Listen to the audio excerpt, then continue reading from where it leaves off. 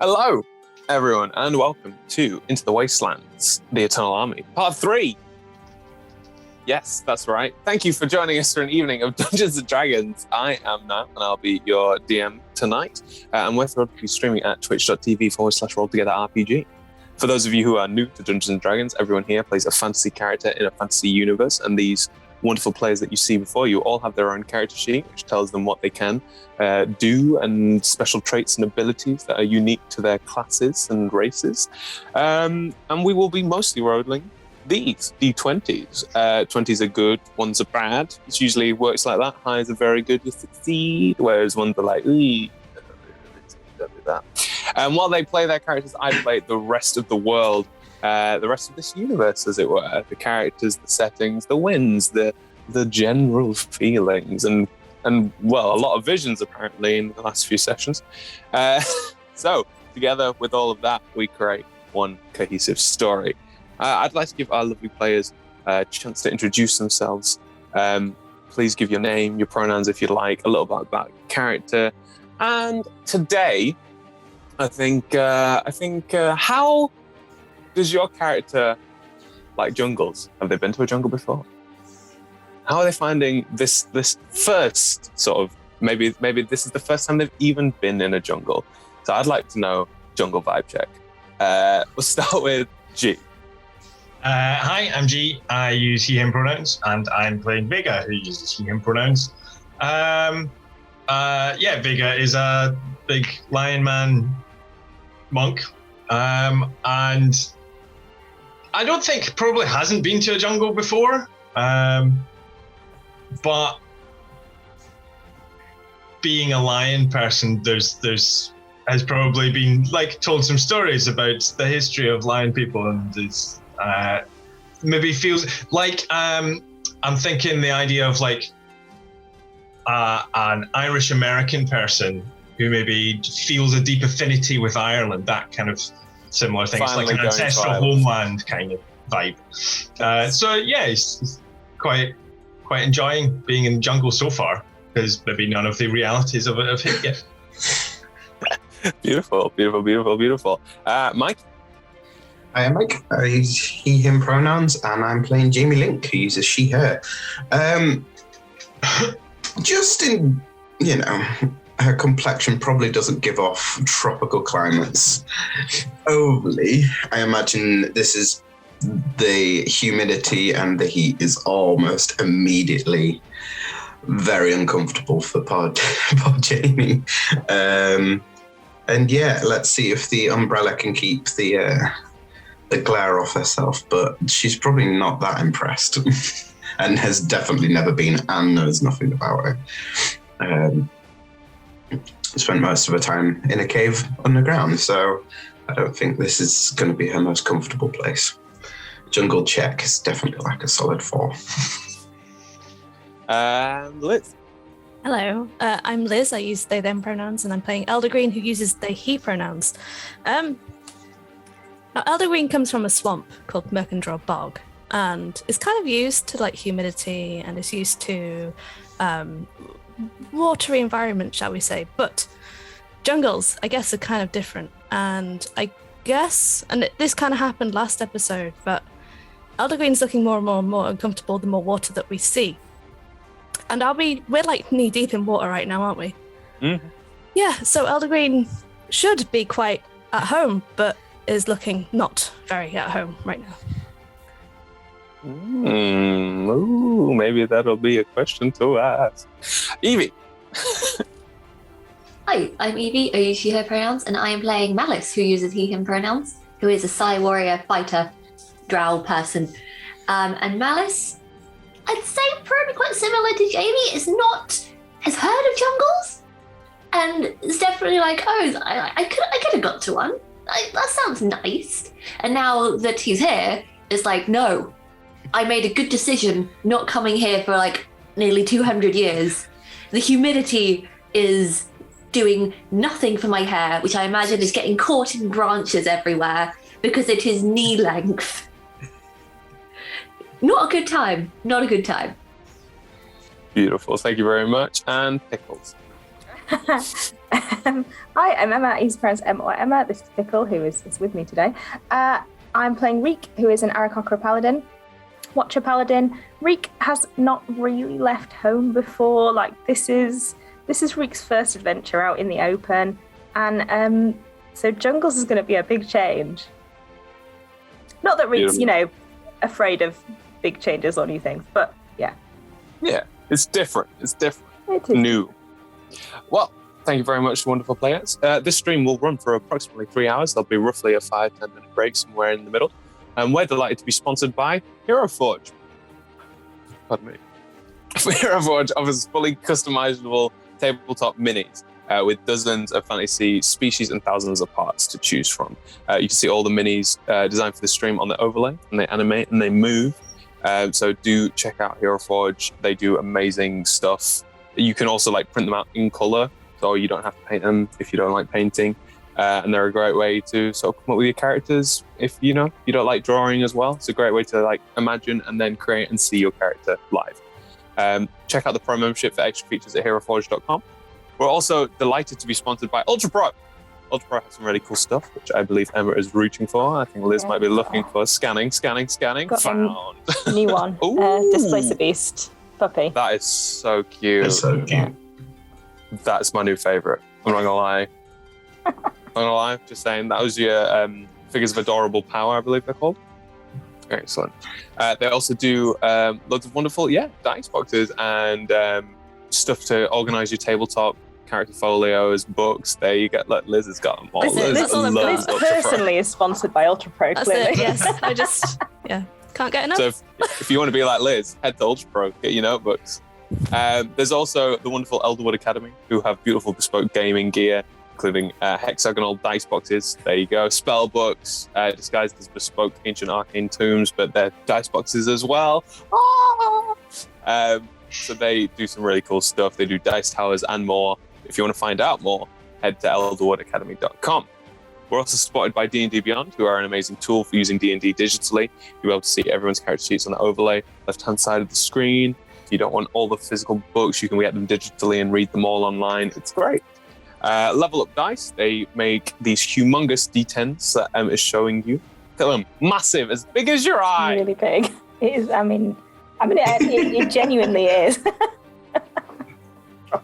So if you ever want a new eye, head to Level Up Dice. You can get one. They are quite heavy though, just to let you know. We're all spotted by 2 lovely D&D video games, Idols of the Forgotten Realms and Warriors of Lightning. You'll see some codes at the bottom of the screen, and the mods will help you out for any information for your chests of Electrum pieces or chests with gems in. We are Roll Together RPG on all social media, and a big thank you and shout out to our D20 Club on Patreon, who help us do what we do. So if you want to help us do what we do, check out our Patreon and support us. You can give from £1, $1, whatever your minimum is, to as much as you like, and all is welcome and grateful for. The D20 Club is really awesome. They've set up a fan wiki for us, so you can check that out and see all the different characters and how they might interlink throughout all the different campaigns that we've run, as well as a fan Discord, so you can jump in, chat to us, which is really lovely. Finally, we play with a group of very diverse players who play a diverse set of characters, wide-ranging with sexual and gender identities. Our tables are trans positives, and we encourage and champion trans players and DMs and characters in our games. The DM and players may portray characters that are a different gender to their own. We aim to avoid misgendering, but acknowledge that it does sometimes happen. We have a company policy in place for correcting people on pronouns, and if we do miss an instance of misgendering, we are open to being corrected. So please do let us know if that has been missed. And with that, welcome to the jungle. Cue the music.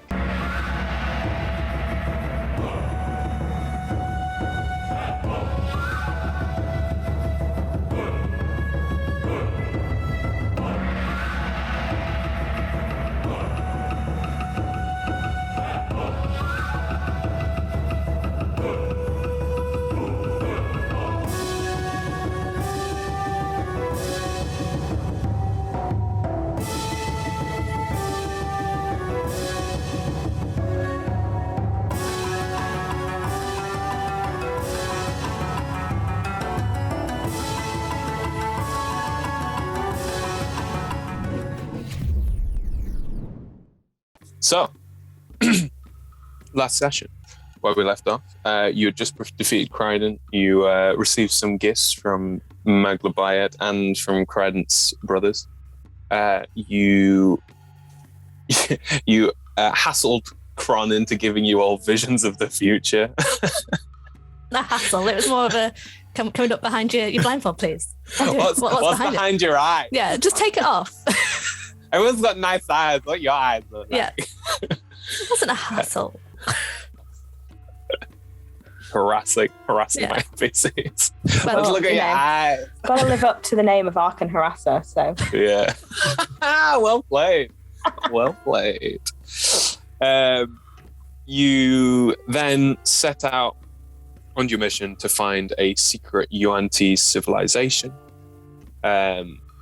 You went into the gardens where you'd previously seen some statues hidden amongst the forest area of this park. Inside there, you bumped into Zosa, Ikacheeks the Itchy, Theros, and an average-looking man. And you decided that you would work together rather than opposing each other, and found a statue which opened up to Malice's axe Shanae. You clambered on deep down into some sort of underdark cave system that opened up to another statue of Il Shalu, and a humanoid holding a key. You figured out how to stop the puzzle by turning the statue away, depetrifying the key, opening it up, and then you were sucked through what seemed to be some sort of whirlpool and have risen out of the water in a jungle area, noticing that you are indeed separate. So, let's start with Eldergreen. How do you react once you are sort of splooshed out of this water into this jungle setting? So Eldergreen would be in shell during transit. So the moment the water hit, Eldergreen would retreat into their shell and land hopefully like bottom of the shell on the ground, so not horizontal but vertical. And maybe wait for all the noise of water to go away. Excellent. Outside, you can hear, oh my gosh. No. And then you hear some like, that's better. Oh my gosh. Hello? Hello? Very slowly raise my head from my shell. What you see is Theros stood on the embankment of this small body of water, the jungle trees like hanging over, the light still cascading down onto the water, which kind of like reflects and lights him very well. And he's sort of like looking around for someone. He hasn't really spotted you yet. Is he on like land? Do you say he's like on a verge? Yeah. I will make my way as quickly as I can across to where he is. With the splish splashing, he turns to face you and he's like, oh, it's you.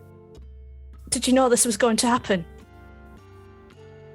Oh, yes. I knew everything that was going to happen. That's why I was so prepared for it, and why I purposely put myself away from my companions and left myself with you. Yes. Can I roll an insight on that?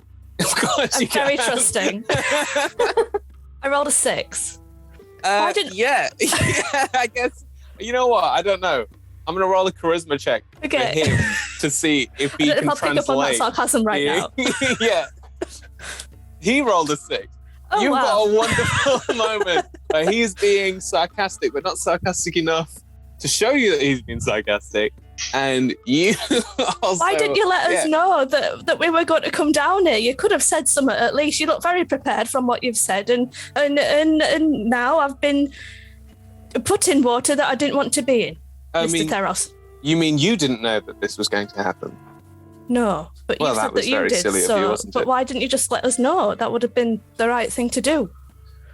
Honey, I'm being sarcastic. There's a moment where Eldergreen doesn't really know what sarcasm is. Oh, so you were sort of lying then? Look, I can't deal with this right now. I don't know where anybody is, and I'm stuck in a jungle, and I did not bring the footwear for this. I'm just going to check my inventory to see if I can give anything to Theros. I've got some rope that you could attach to your feet, if that would be of any use to you. Oh, thank you. That's just what I needed. A moccasin, I think it's called. You could also take my sickle if you're finding yourself without some sort of... yes, and I could implant it through my foot and then continue to walk through this dirty jungle. I really like your positivity. I think we're going to get on. Could I make a perception check? It's like unbelievably stoic and in pain. Can I make a perception? Can I make a perception check to see if there's any sign of anyone else around us? Of course. Make a perception check. 23. Ooh, that's naughty. Tee. Oh, you know what? I've got loads of cards. Oh, that's nice, Niall. No, it's not. No, I gave you them. That's sad. No idea who gave you them. You do have so many cards. Nice for Niall. We rolled so many nat ones last session. All right. Mike had a really bad run. Yeah. Save. Thanks, Mike. Oh no. 12. Okay, there was another fail. I got 2 fails. Wow. Oh, excellent. Okay. So, I'm really, really sorry, Liz, but you don't know where anybody is. See, I used to like you, Niall, and now... No, I'm kidding. Okay. I never liked you. I guess I'm just looking around in a sort of a wild panic, not sort of so much so that I can't do anything, but just I'm looking through the trees. I'm thinking that vines are people that should be with us, and they're not. Mr. Theros, those rope shoes look fantastic, by the way. He's not. If you gave him rope, he's left it on the floor where you gave it to him. I'll pick the rope back up. Well, I think there's a vine over there that looks very similar to our reek. We could maybe head that direction. I'll gladly take your lead on this because you seem so confident and positive about our current predicament. Mr. Theros. You're not wrong. I probably am better than you. I mean, probably, yeah. He just starts to head off into the jungle. Okay, could I just make another perception check just to maybe pick up on any hazards that he might be walking into? Do I get the gist that he's really been in this forest before, or like been in a jungle environment before? Make a survival check. Okay. 12. Excellent. You gather rather quickly that he doesn't know where he's going. Okay. I'm going to use Wild Shape. I'll let him know before I do this. Mr. Theros, I'm just going to change my form. I know it's the first time you've seen this, so I'm just letting you know, just in case you get a bit concerned for my well-being. And I will transform into a flying monkey, but a Feywild variant. So when there would be feathers, there's like tendrils of like vines and ferns. And I'm going to begin to kind of hop and fly through the trees, through the treetops, just to keep an eye on the environment as we keep on going. Very, very cool. Awesome. Plus I'm bright pink, so you can definitely see me. Do you want to make a survival check again at advantage?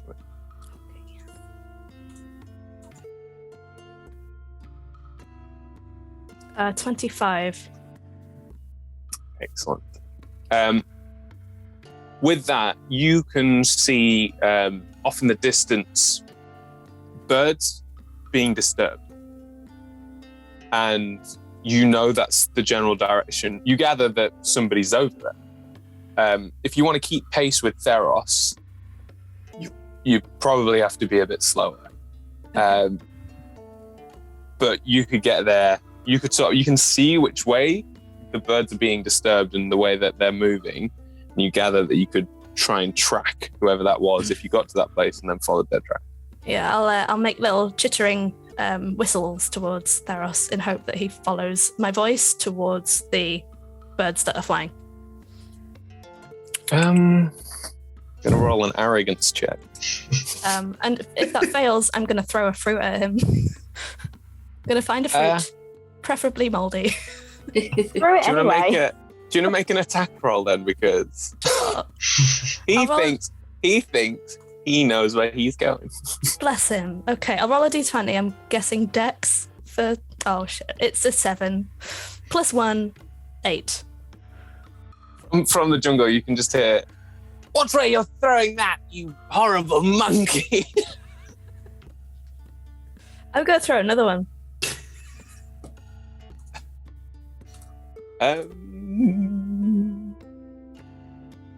16, so 17 with Dex. Okay. And what's your AC as a monkey? Oh, good question. I'm guessing it's less than a 20. It is. It's a 12. Cool. As you like skyrocket a piece of moldy fruit into his face, you take 12 points of damage as he throws a fireball at you. So that means that my flying monkey is no longer a flying monkey, and this turtle is just going to begin plummeting from the treetops. I'll wild shape again to become a flying monkey again. Okay, fair enough. Whoa! Do you land near him? He'll see me crashing through the trees as Elder Green, and then just before I hit the ground, I'll flying monkey out of it. Do you fly away or do you stay near him? I'm gonna sit on his shoulder. He's gonna like sort of like bat you away. He's gonna like, get off of me. Right. Get back. Now you continue to throw fruit at me. I'm gonna continue to throw fire at you. Okay? I'll give him this look. I don't know what that means. I'll just point the direction that we need to go. Just leave him. And just stroke his face. Did you see? Stop. You know, I don't think you understand humanoid interaction, do you? He just receives a shrug. That way? Little thumbs up. Like the smallest little thumbs up. Okay. And he sort of like starts to head through the jungle the way that you pointed. Let's go with Mike and Evie. You have clambered your way out of a small body of water, and as you do so, you can hear, "Oh no, that was horrible! I feel like I nearly drowned." Jamie will There's just the be quietly cleaning herself and Malice up with precipitation and just tidying us up and getting us underneath the umbrella immediately. The goblin sort of like huddled under the umbrella with you, and he's like, "I don't like all this sand." Can I just flick his nose back into the water? Just it away. Make an attack roll, I guess. Yeah.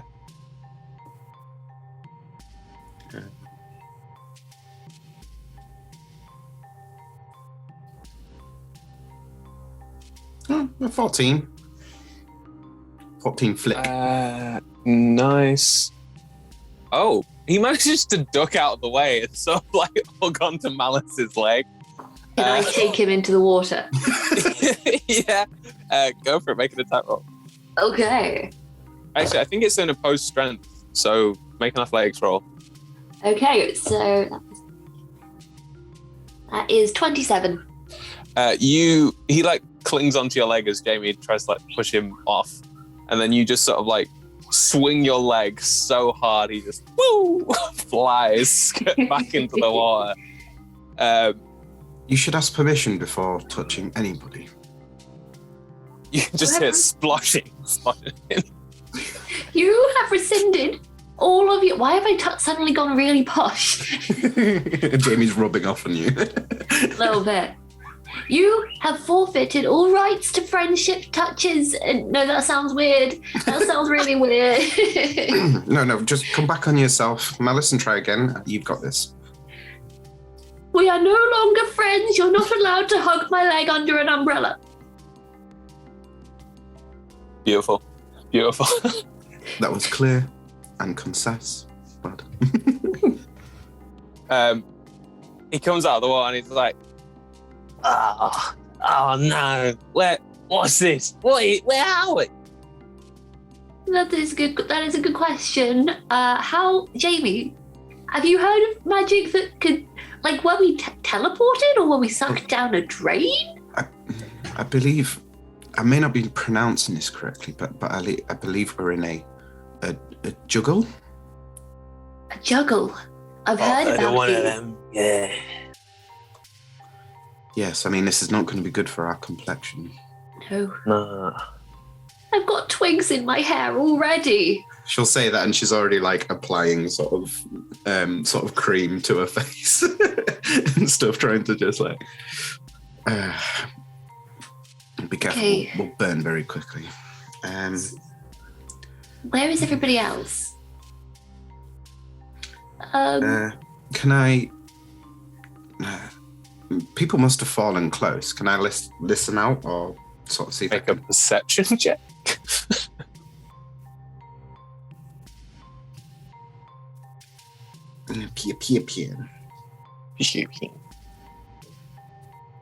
At the same time as Jamie begins to look, all the eyes on her cloak begin to turn and look around. I like your cloak. Dirty 20. Nice, very nice. The jungle itself is like full of like little chirping and regular noises.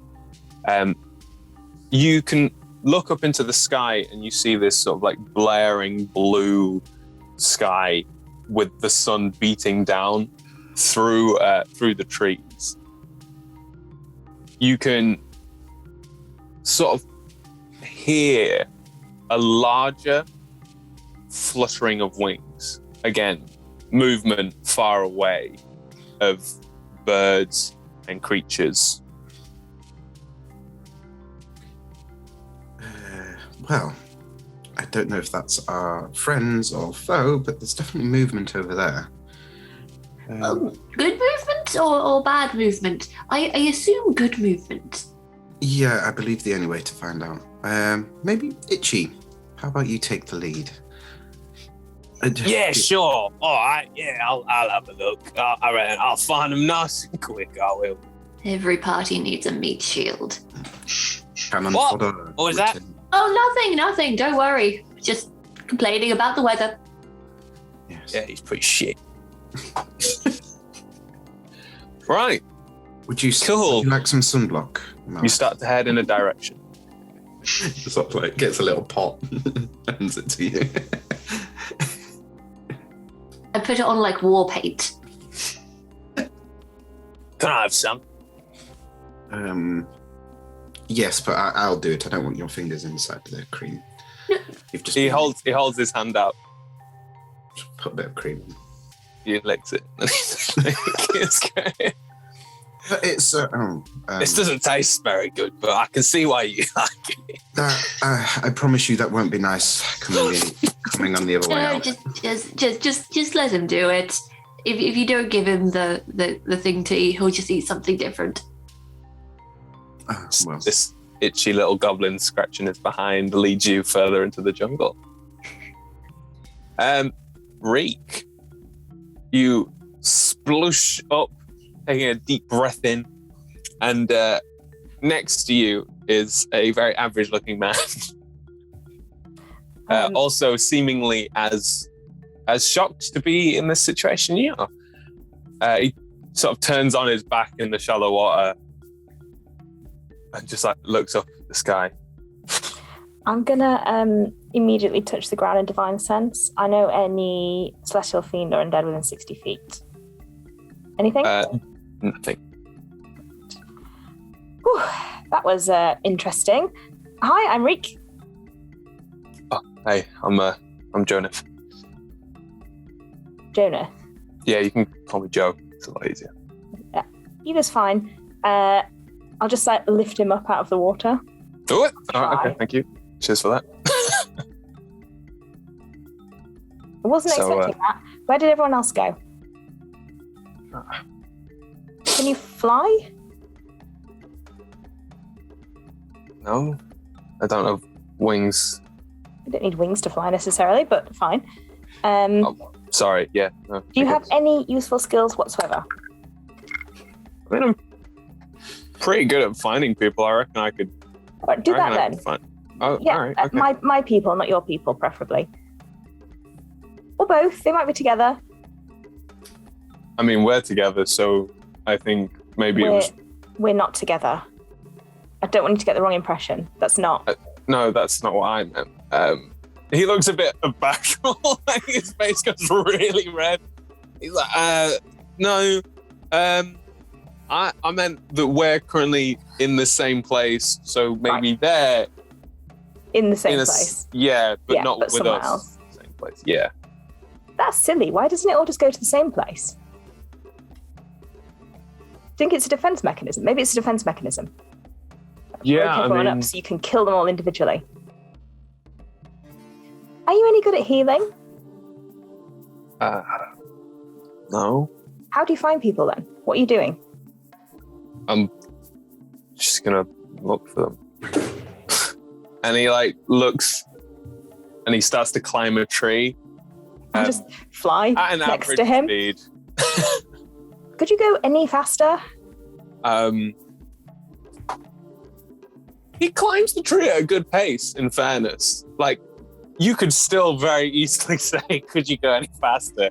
Because you are flying. And he'll look at you and be like, no? And he'll get to the top of this, like, tree line, and he's sat, presumably flying next to him. Yeah, I'll just perch next to wherever he ends up. So what exactly are you looking for? Can I help? I could look for trees or fruit or other animals or like dangerous things that might try and... Okay, what would help is if you were just quiet for a second. Oh, it's boring now. I know, but I'm trying to track people. And then he like... Do you need silence for that? Just 20 seconds. If you can, all right, count to 20 in your head. 1, 2, in your 3, head. 4, 5. I'm counting in my head. 6.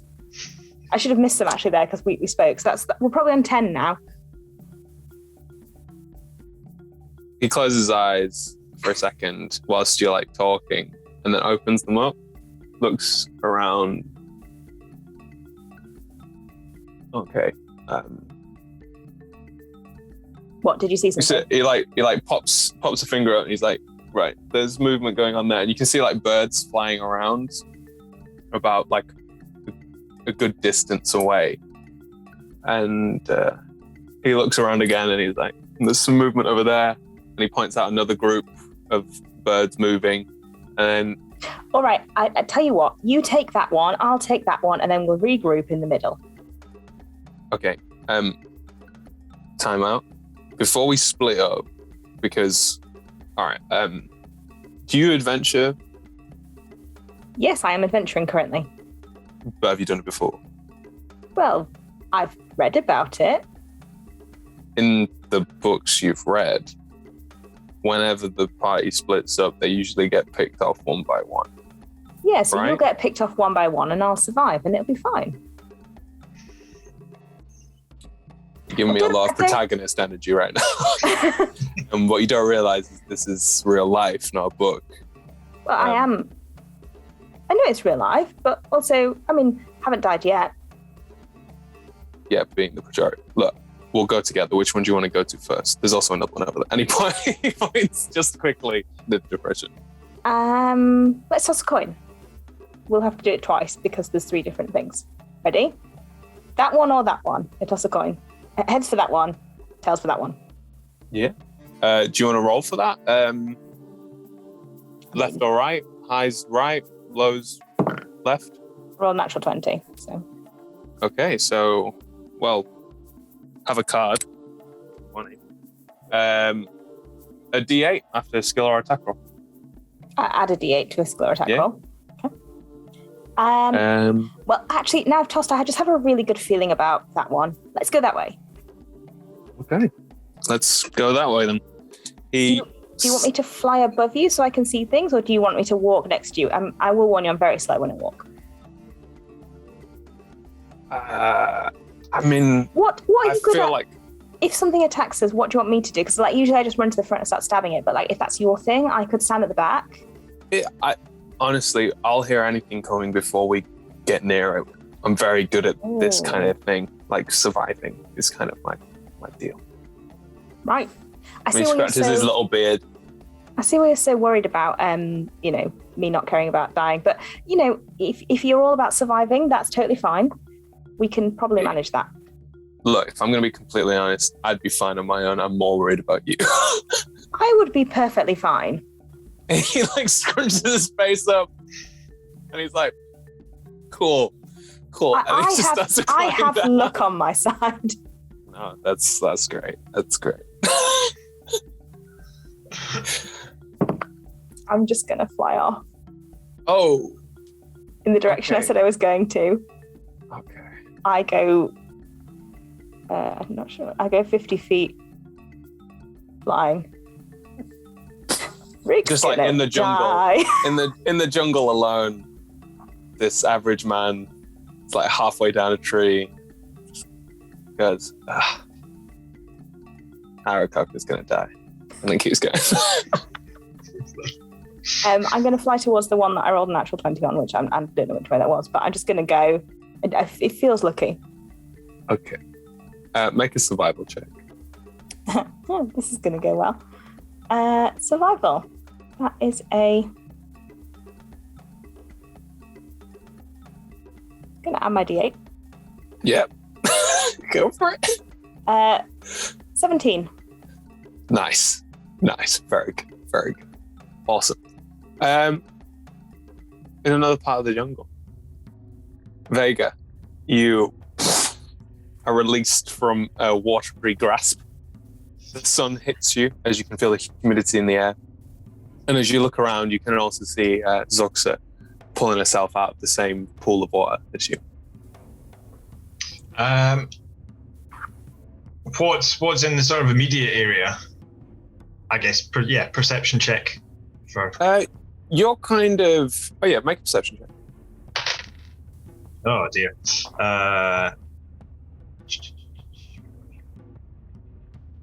Is only perception. That's only a 5. Cool. I'd say maybe the history you have with Zoxa is kind of distracting you from looking around. You can see that she's taking the lead on things, I guess, in a way, and is already kind of to work.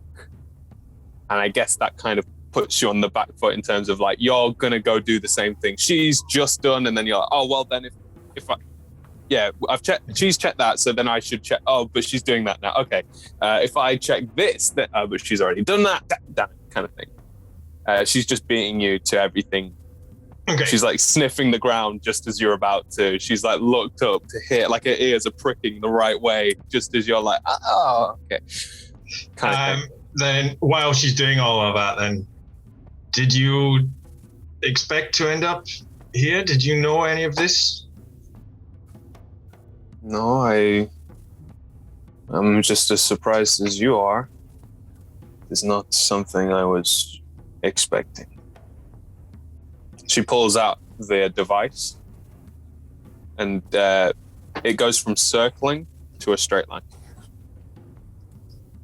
Okay. Well, I suppose If we we- have a direction then. Yes, seems if we follow this river down from this waterfall, and she turns back and you can see that you've sort of appeared from a waterfall coming into a stream.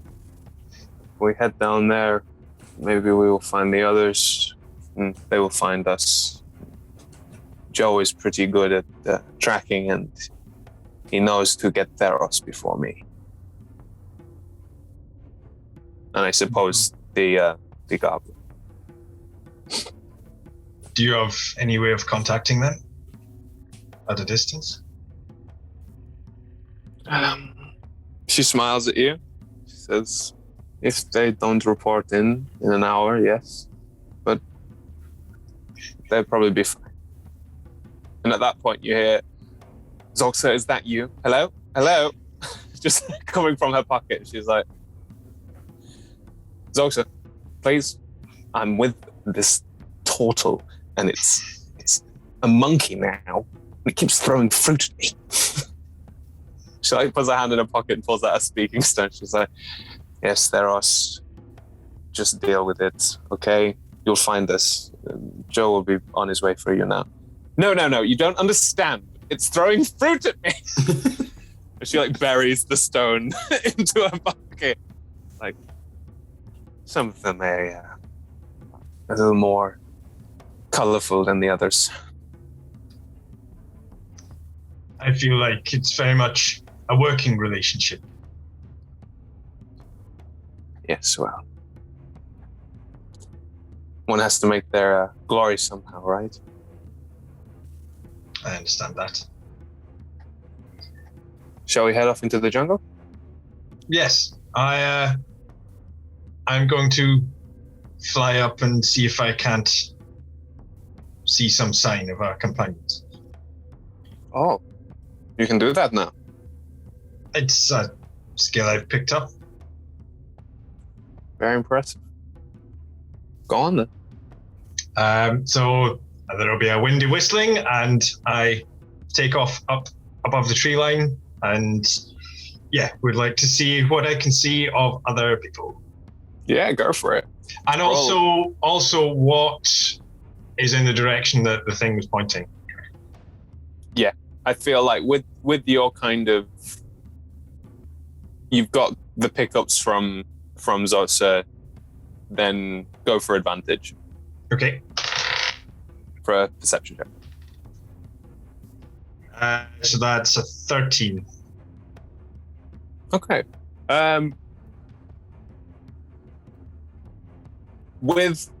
You can't really seem to make out anything about your companions. This jungle is too vast.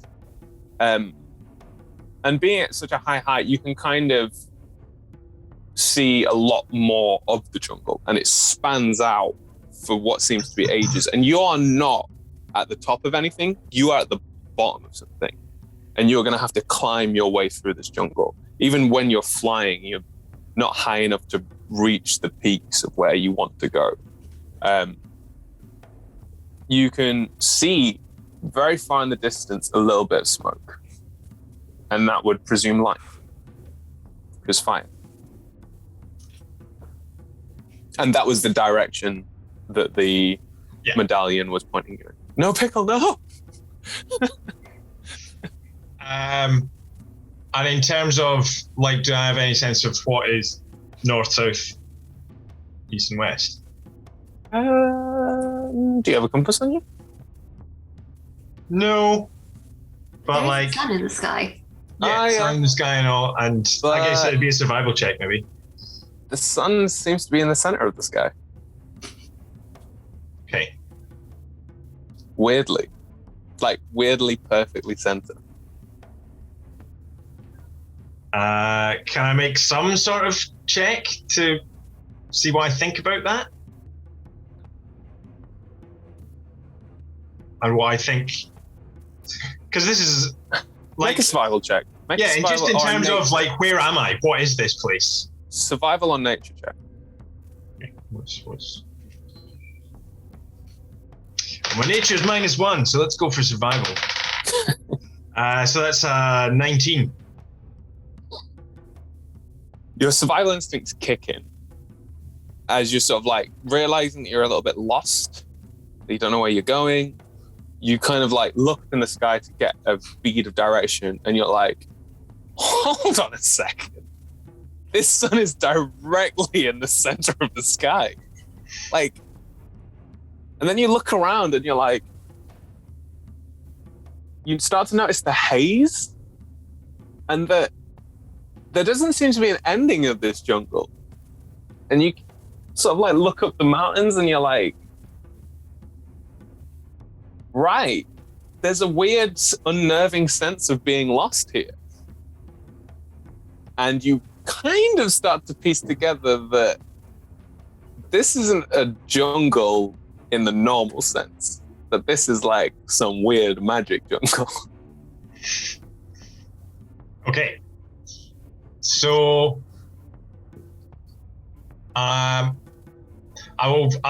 pull out the sending stone that I have. That I think Malice has the other one. Yeah. And like, is there any sort of? I guess then there's not really any sort of landmark or way that I could direct someone towards the smoke without knowing where they are, relatively speaking. I think you could say to someone, if they head towards the mountains, there seems to be like some very clear mountain jungle area where there's a clear peak. Like I say, you're at the bottom of something. Mm-hmm. So if you sort of head up the mountain, you reckon you'll find whatever life is up there, because that's where the smoke's coming from. Cool. Then yeah, I will take the sending stone and cast sending to Malice. And Malice, I am with Zoxa. I hope you are with everyone else. Her device is pointing us towards the mountains. See you there, I hope. Just to the other side, Jamie will see like a little of the stone thing. Okay, it's like Blue Monkey to Rainbow Lion. Copy that.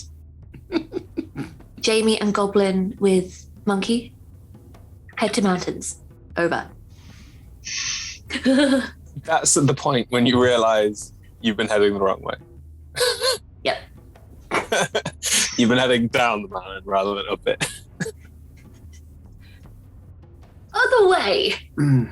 I thought you said you wanted to find the others. Well, you can carry on going that way. But Yeah. I believe we're going to the foot of the mountain. No. The itchy one might be confident in his abilities to find people, but he's not stupid enough to walk this jungle by himself. I've been eaten by no juggler.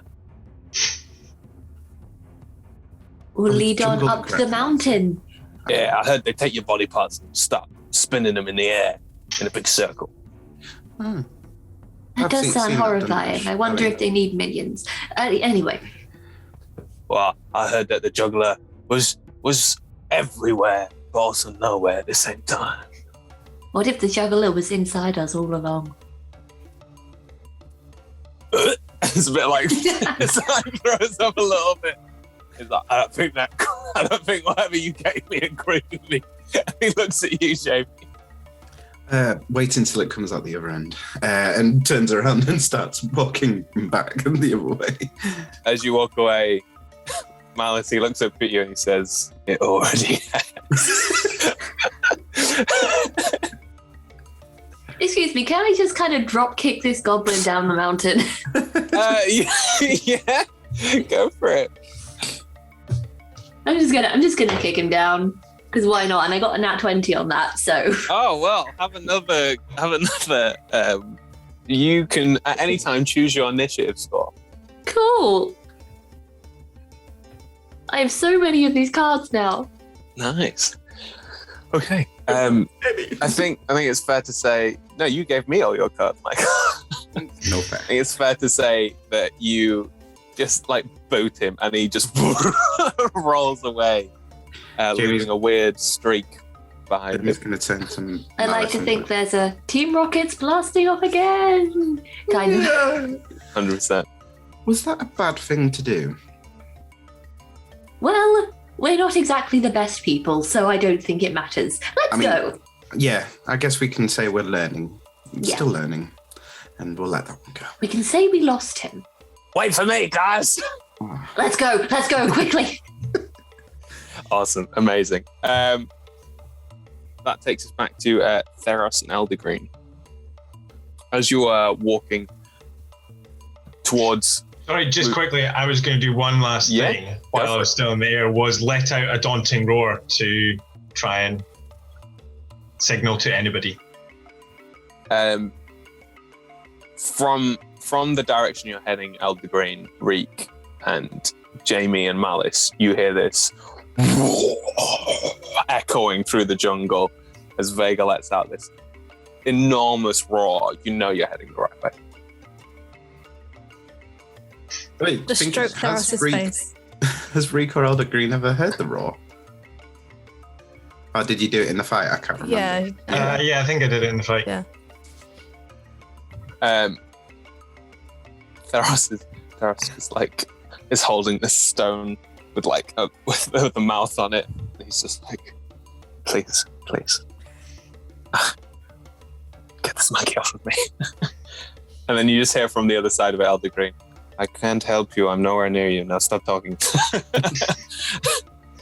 I'll just try and grab the stone if I can, just to try and the annoying little monkey. Just try and grab it. Make a dex check.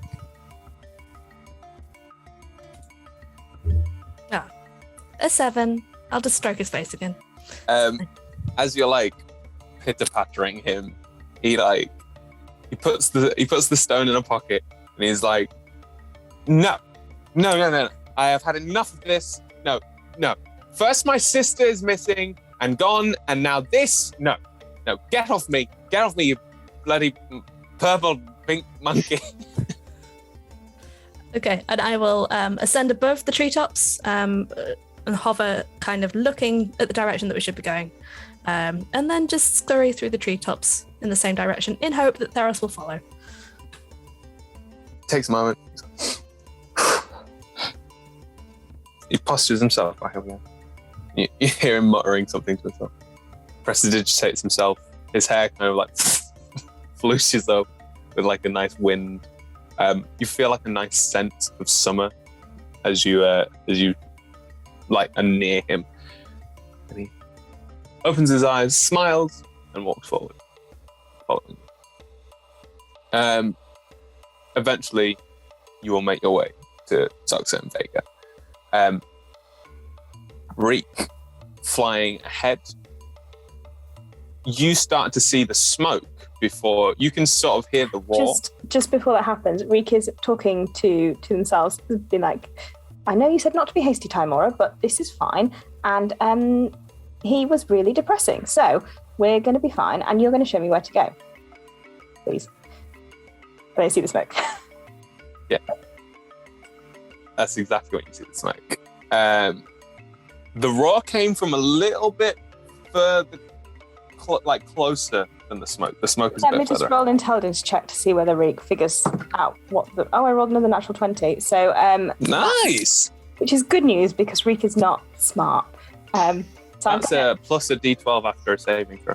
Oh, nice. I'm going to head towards the roar then, where I thought it echoed from. I mean, I can circle, so it's not the end of the world. No. Are you making perception checks? Nope. Excellent. Just flying. But there's no point in me making it. My perception is -1. I'm just flying in the direction I think I'm supposed to go in, and assuming that Timora will sort it out. I like it. Malice and Jamie, as you're walking, Icor Cheeks is sort of scratching himself next to you, and Malice, he looks up at you and he's like, you're becoming more like a master every day. I know I am. Now get away from me. He just smiles at you. He's like, oh yeah. He walks away. How did I travel with that goblin for 6 months? It was just us, Jamie. Maybe this is why I was evil. I mean, evil was inside you all along. Yeah, from afar, from like a good distance away. It's him. It's still him. He's listening. He's out of punching distance. He's learned. If he gets within 5 feet of me, he's getting another kick. He's keeping a good 15. I mean, if he is instilling confidence in your choices, then I believe, as distasteful as I find him, he might be good for your personal growth. Or evil for your personal growth. Sure. Speaking of personal growth, I did want to ask you. You said it's him earlier. We can whisper, and you lost your magic, and then you didn't. What's up? Mainly questions. I don't particularly have a clue. I thought I was done, to be honest. Started that fight with no magic at all, and then it just seemed to return back. Then the prophecy eyes showed me him, Zazoon, that is, just destroying everything once again, and us having to fight side by side, which I did quite like that little part, against thousands and thousands of undead creatures. I don't particularly believe we won, but it was rather intense. By that summation, I don't believe whatever is going on with me is over, but for some reason I can wield magic without consequence. Like, you know, when you use sort of parts of your skills, it does hurt you to draw from them, correct? No. So you can just use skills and magic with no... Yeah, pretty much. Torment. I mean, like, it hurt at first, don't get me wrong, but it was mainly emotional pain from being like, what the hell am I doing? But now it's absolutely fine. Right, yeah. You see, so when I was gifted by the oh gracious Zazoon, basically it rips parts of my soul apart every time I use magic, because as he told me, my body isn't capable of wielding the magic itself. So, yeah. But the last time I used magic, it didn't hurt. Perhaps it's coming from another source now? Yeah. Or perhaps you've kind of acclimatized and you've changed? Yeah, I mean, I was told I would never be strong enough to wield the magic that was gifted to me. It was always going to destroy my body eventually. However, that's what overlords always tell us, isn't it? We're not worthy. Well, We can never be as great as they are. We can never have the power. But they tell us that to keep us down. True, but I had built myself to a fairly, essential point before the destruction. Don't get me wrong, the disappointment in him being back and not truly destroyed, well, that's not on us, that's the adventurers who destroyed our cult fault, really, if they didn't do their job correctly. So maybe we should take that subject up with them. But yes, maybe we should file a complaint with the Adventurers Guild or something. I don't know how this works. like, if But they're they going to clearly didn't destroy do a us, good they enough may as well job. do it. Yeah. Or maybe we If they're should. going to defeat us, they've got to do it all the way.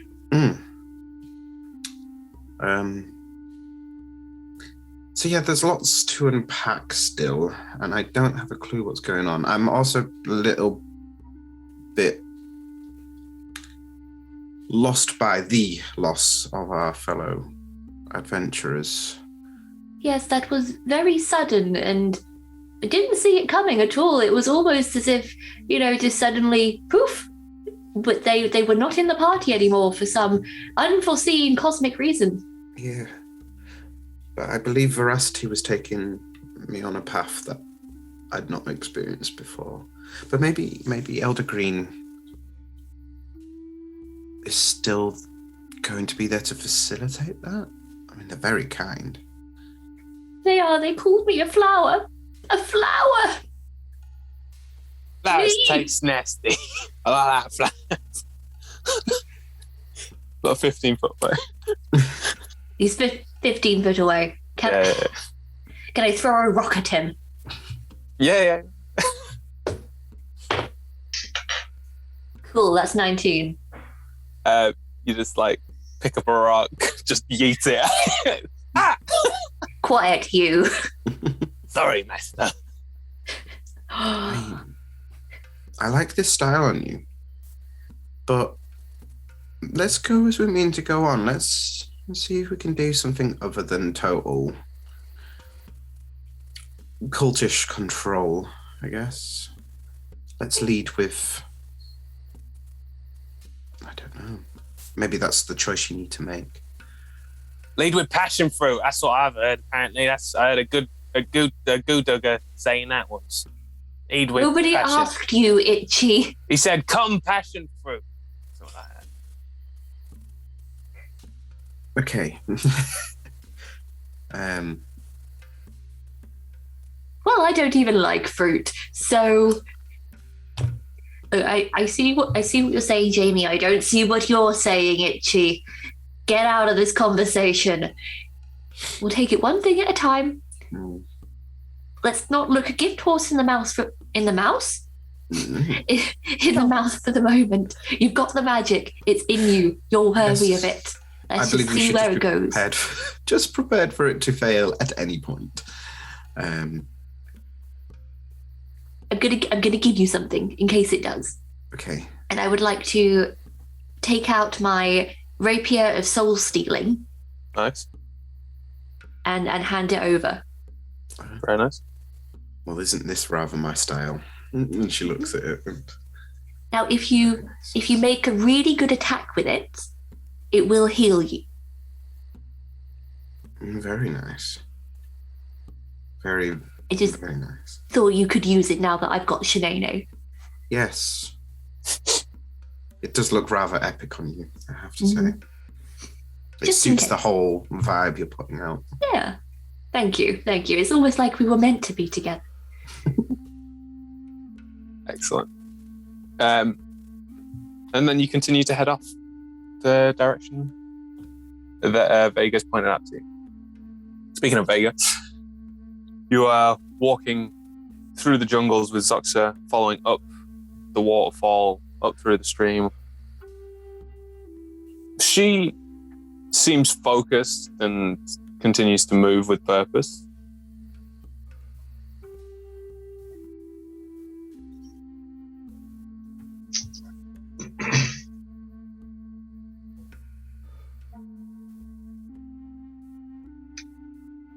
Yeah, I don't think I'd really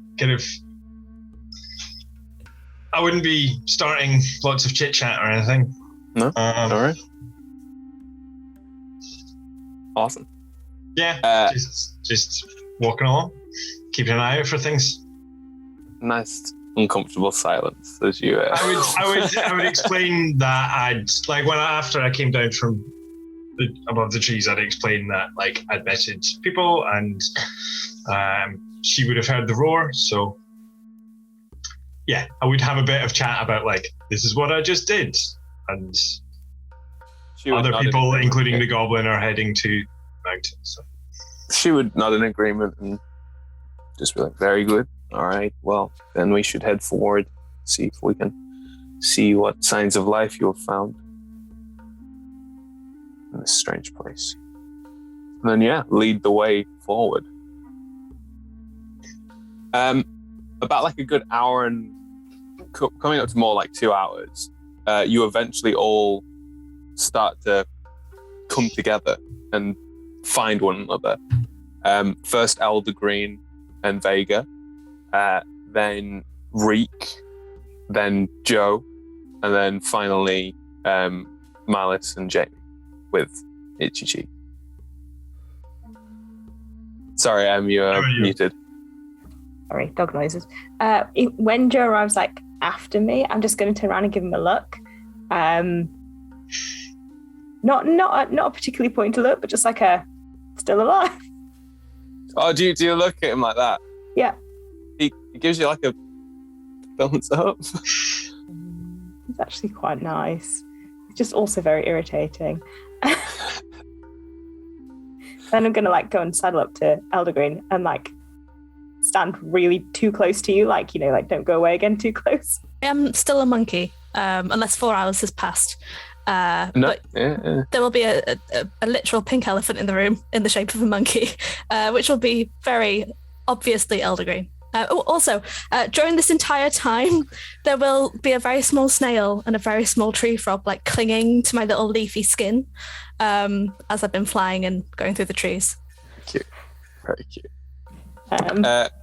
Reek does not figure out this you and is instead going to go and stand like ominously close to Vega. I'm just gonna insight check. Reaction. It's a 19. So yeah, Reek is not a fan of being alone. But also just the not understanding that this is Eldergreen. You're all right there, Reek. And Eldergreen, how are you? Why don't you come and join us? Eldergreen's not here. Eldergreen would rather get up to their monkey business. I will begin laughing in my monkey voice as he does that. So I'll begin laughing along, and then I'll scamper across to Vega. Is Jamie and Malice with us as well? Yeah, you all together. Cool. Hi. Yeah, I'll go over to Vega, kind of sit on Vega's shoulder for a bit, and then jump across to Malice and just hand down little Kenneth. So you definitely know it's me. Kenneth can go on this shoulder and Eldergreen on the other shoulder. I'll stroke your face. I will stroke your face back. My leg starts kicking. I think that's a good thing. Kicking usually is good, right? Yes, master. Quiet you. So I've realised we've got quite a dynamic going on. I'm glad to see you all right. Totally fine. Still alive. All good. Surprisingly. Just like nothing. Only surprising to you. Oh no, I was talking about everyone. It's really strange that we're all together in this weird land and we've not come across anything yet. Not even an animal. Not seen. I agree. That's very unusual. I mean, there have been birds. They were flying in the... They were being disturbed. There were birds, clearly. But no larger animals, no ground animals. Have you checked the ground for tracks? There's nothing large around here. This is not a natural environment. Not The at sun all. is directly above us in the center of the sky. This is some sort of Oh, I thought something magical felt reality. odd. That must have been it. The sun's weird. It's not moved since we've been here. Well, maybe Soxa? we moved and it just moved, but we moved. No? Stop looking at me like that, Joe. What are you asking, Your Zoxa? name's Joe. I've been calling you regular man this entire time. They all of the sort of like other party just sort of all look at each other, look at Joe. Joe just sort of like shrugs, and they all just sort of like look at you. Zoxa, are we still heading in the right direction? Seems so. We just need to head further. And could somebody get a recon to see how far the smoke is now? I can go up there. What am I looking for? Smoke. Just the smoke. I will fly up and have a look. Excellent. You reckon you'll be there in the next like hour? It's really near. Excellent. If it's fine with you, I would rather we all travel by ground. That way we don't give away our position. You mean I have to walk? Yes. That's what I just said. I could fly like literally just above your head. Okay, that's I fine. think that's a great idea. So it's just sort of like looks at you, Vega, like It's really is this what you deal with? really unflattering. It's like a waddle. I'm not supposed to walk, all right? That is fine. It's fine. Yes. Quick question. I can't remember. As a non-moon druid, can I change my wild shape form while I'm currently in it? I've not got any wild shapes left, but I don't know if you can switch. I will have a look for you now. Not generally. You're stuck in whatever you're... Okay, that's fine. I was going to change into a horse so you could ride on me, but that's fine. I didn't even know Moon Druid could do that.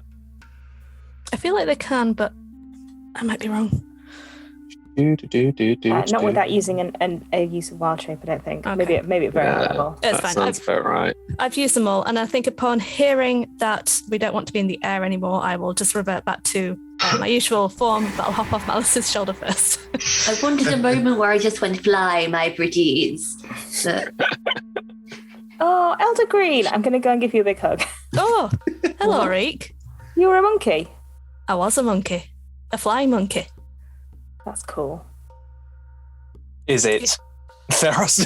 Theros had a great time, didn't you? Theros has been such a good emotional support this entire time. Theros has been my rock, so to speak, and I've been his fruit. Isn't that right, Petal Treasure? See, you're smiling.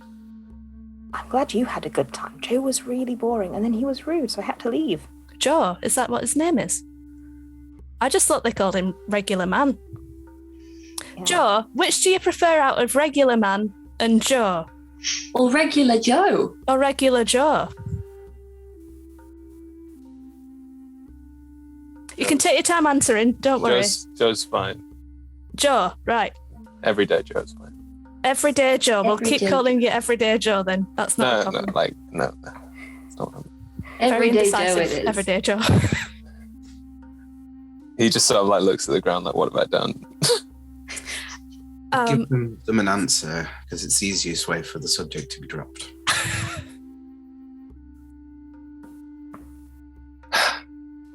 How was your travel?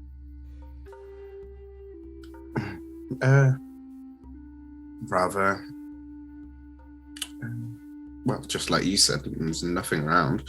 We saw the disturbance of some birds, and that was actually where we began to follow, as we assumed that would be one of the members of the party. Still probably could have, but through the helpful messages, we managed to move straight to the foot of the mountain.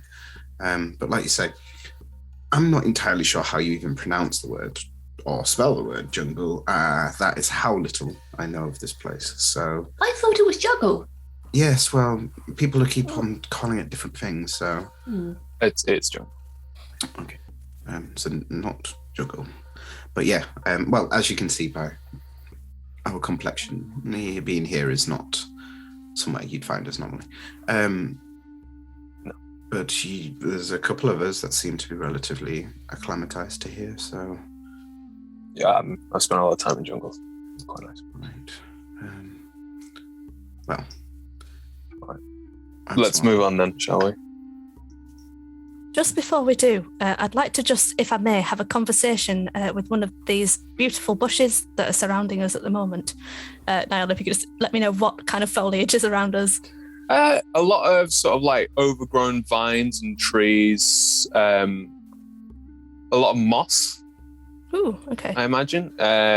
Some like wild plants with fruit. I wouldn't recommend eating, but you wouldn't know that, I guess. Could I please approach the moss? And with my Staff of Woodlands, I'm going to use 3 charges to cast Speak with Plants.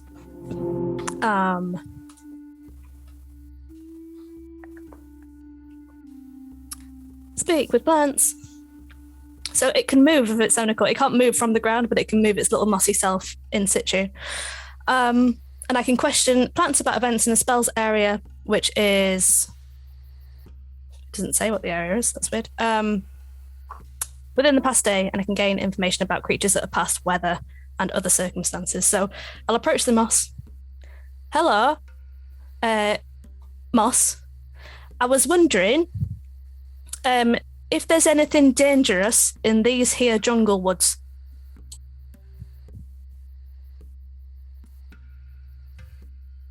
We have not seen anything. Well, that's good. The moss hasn't seen anything. I'll let everyone else know. Our brethren know that there are more. There are more what, moss? There are more like you. More like us. Would that be near the mountain? Yes. There's more like us near the mountain. Moss is just letting me know. Throughout the whole mountainside. Throughout the whole mountainside. Mhm. Right. And how many? We feel them. Oh. on our heads as they walk by. And how many feet have trodden upon your heads? Countless. Countless feet have trodden upon Moss's head. They're not happy about it. Not ours, but our brethren.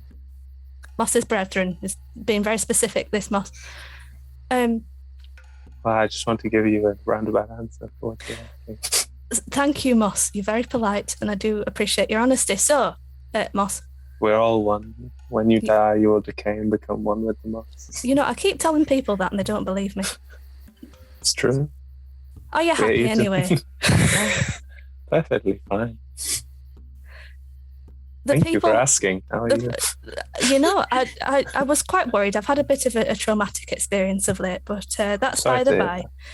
hear So, Moss, the people who have trod upon your brethren's heads, Yeah.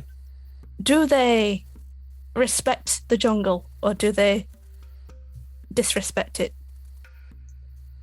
Further upon, the jungle is used, as is encased for your kind. They take from us and give to us. But further up, there is a large, unnatural sight. What makes it unnatural? They feed us with a different kind of food. I'm just going to roll an intelligence check. Keep rolling 7s today. What sort of food? Is it like a solid? Is it a liquid? It is fresh. Right. Well, they're getting fed well. Thank you, Moss. Since we're such good friends, is there anything that you would like to warn me about? Anything troublesome? Your kind war amongst each other. That is all I know. But that is your business, not ours. Understood. Well, I'll keep the balance as best I can. Is there anything that you'd like to ask of me as we continue? Where am I? I was about to ask you the same thing, but don't you worry. Hopefully we'll be back soon. My spell's about to wear off in about 3, 2. Lovely to speak. Convenient. Beautiful. Yeah, I've been explaining that as I've been talking to Moss. No worries. You head up with that new information, following about it, and Zoxa keeps you on the far side of the smoke, and you are on the riverside. And as you start to get closer, you start to hear a screaming. Someone's screaming. You instantly get shushed. We should go and help. And How are we everybody gonna talk to each in other the if other we party can't talk? goes quiet and into stealth mode.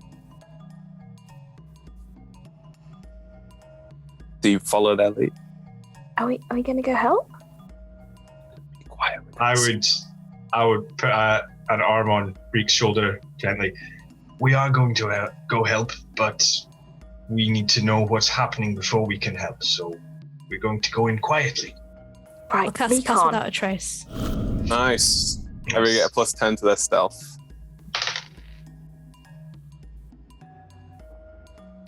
It's the wrong sheet. Hang on. 23. I've rolled a natural one. Very nice. But it's a 20. Okay, I'll go with that. 19. 35. Oof. 26. Nice. I feel like as a group, you all pass. Reek, you're having like a bit of like. I think what's The giving you a jungle's bit of all an off. too close. Well, I feel like Zoxa has literally pulled you down from the sky, which has thrown you off balance a little bit. And you're having to waddle now, and it's not, and you're not, you're quiet, but you're not happy. Look, I'm quieter if I'm flying. You shush. Joe picks up Iko Cheeks and like dunks him in the water, washes him out, and then puts him on his back and carries him through the jungle. Theros quietly, just like holding his staff, sneaks through, and you all start to make your way up, and you can start to see the edges of a shantytown, sort of made from like thin pieces of wood held up on top of this river. And you are just like at the dockside where there seems to be some sort of like fishing equipment for pulling out fish in the water. Which is weird because you've not seen any fish yet. So they seem to have some sort of way of capturing fish. And then as you get closer to that area, the screaming is being heard again and again. But in a language none of you, bar Malice, understand. I don't think. What does everybody speak? Aarakocra, Oran, Common, Goblin, and Infernal. Aquan, Druidic, Sylvan.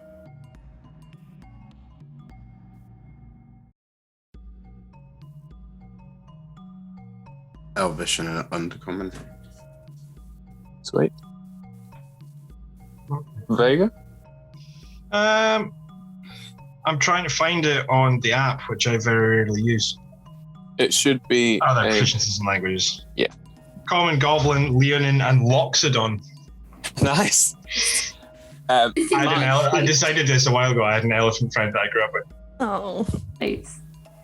Malice, you can hear people asking, not him, not now, please. And then you can hear people saying like, run. And then you can hear like a very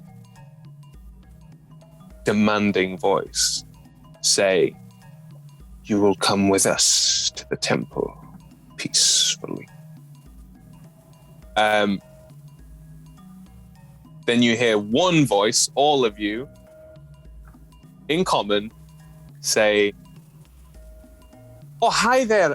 No. I was, I don't think I should be here. I don't want to go with you. You're very scary. And I'll be honest with you, I was in a desert earlier, and now I'm here. I don't really get it. Could you please? Okay, that's a sword. We should go now. Zoxa, Theros, Joe, and Aikajik all look at each other, and Zoxa looks at you, Vega, says, and like shows you the compass that's pointing away from the town further up the mountain. And she says, this is not our job. We are going to keep moving. Are you coming? We can't just leave people. It's rude. Like, they're obviously bad people.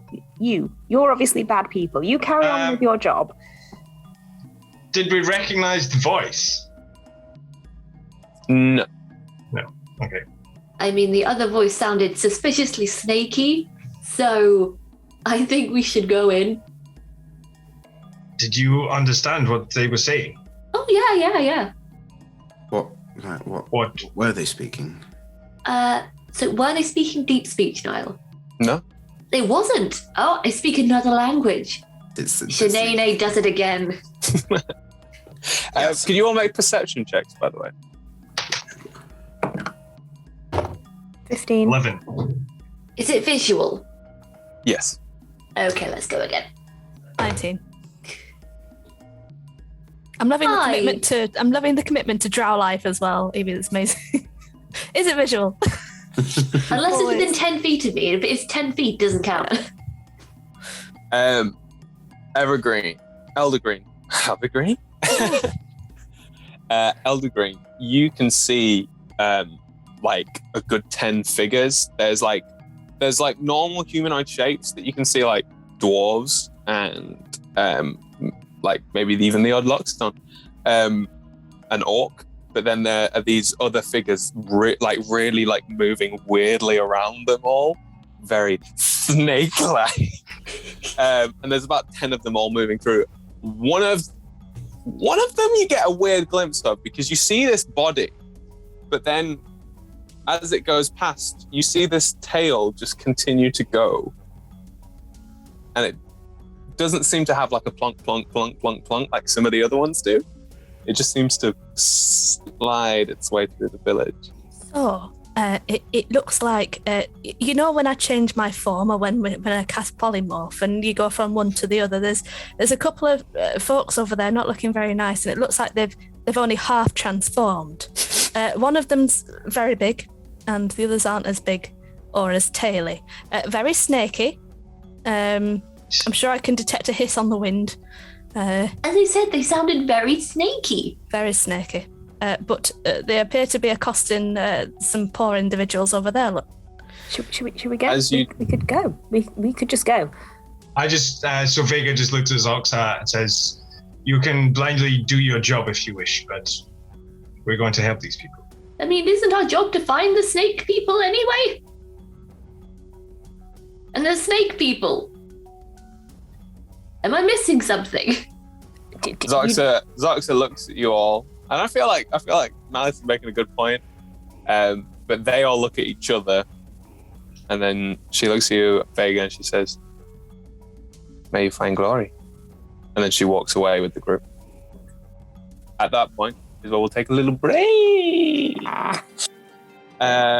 So, what will happen? Will these wonderful adventurers manage to save this little village, this little hamlet? Who knows? We'll find out next time, or next part. In a bit. Take a break. 10 minutes, maybe 5. We'll see you soon. I'm clearly losing my mind. See ya!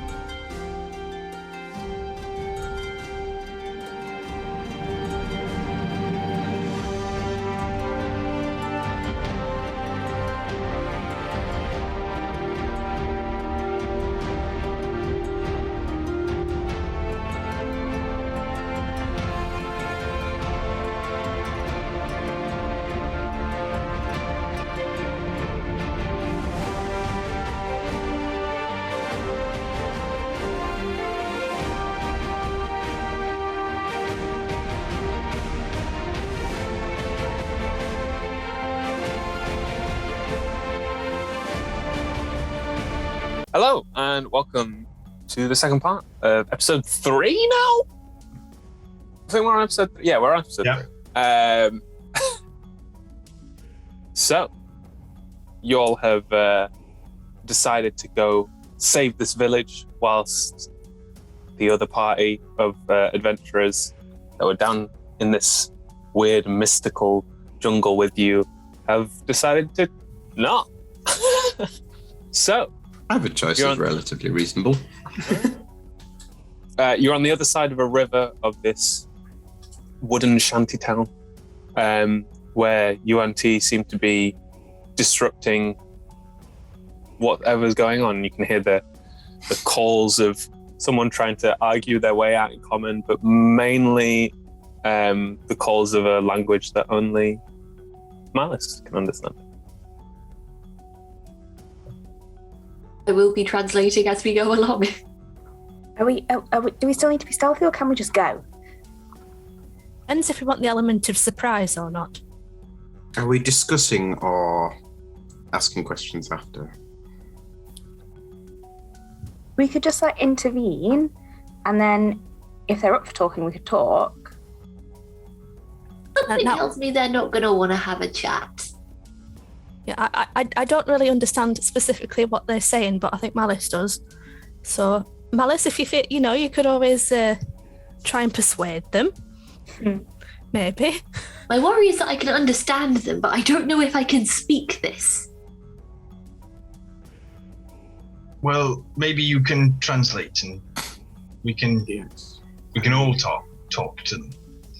Would anybody Why don't some people go one side and some of us will go on the other side, and we can sort of surround them a bit?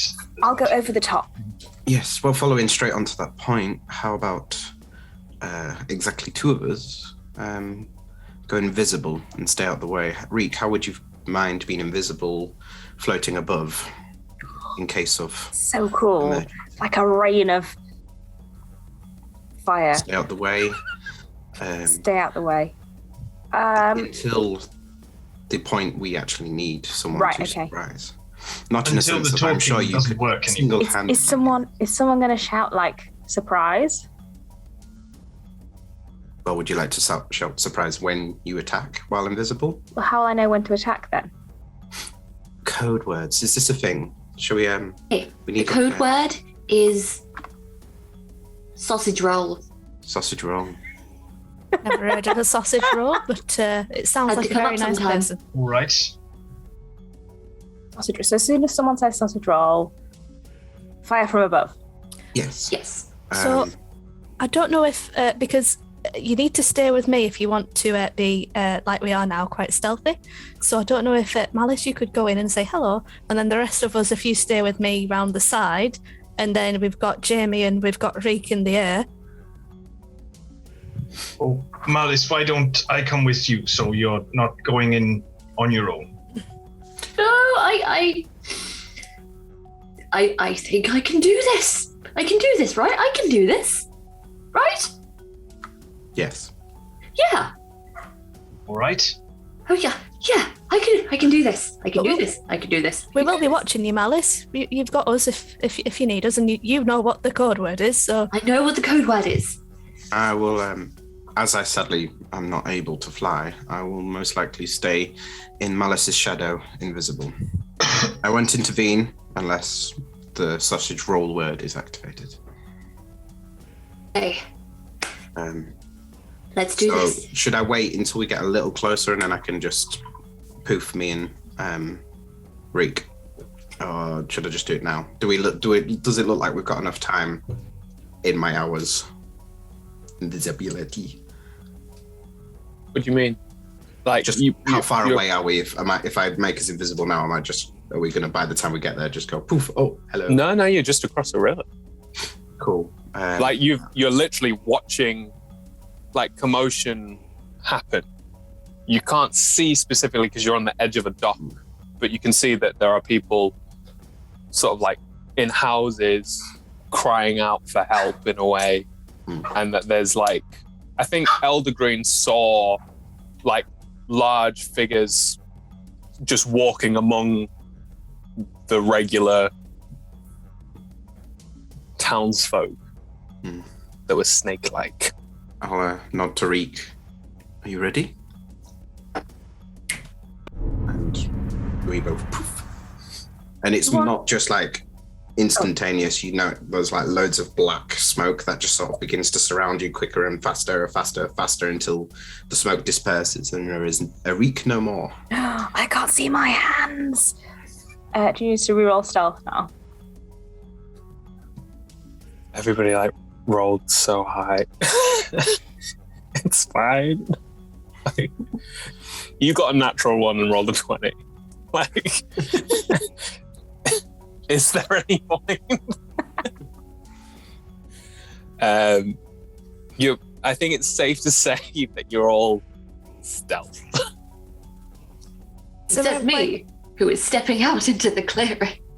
Is there a way across the river, Niall? Like, is there a bridge? Not from the side you're on. You'd have to wade through it. Swim through.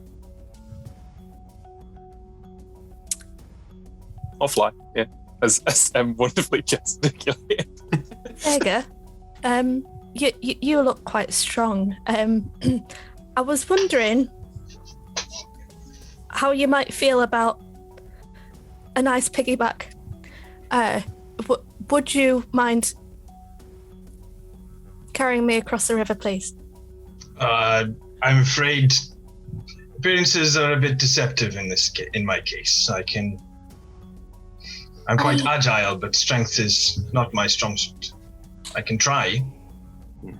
To be fair, I imagine if Reek carried you across, it would just look like you were flying of your own volition. I don't think I can pick up Elder Green, I'm sorry. How far across is the river? Probably about 50 foot wide.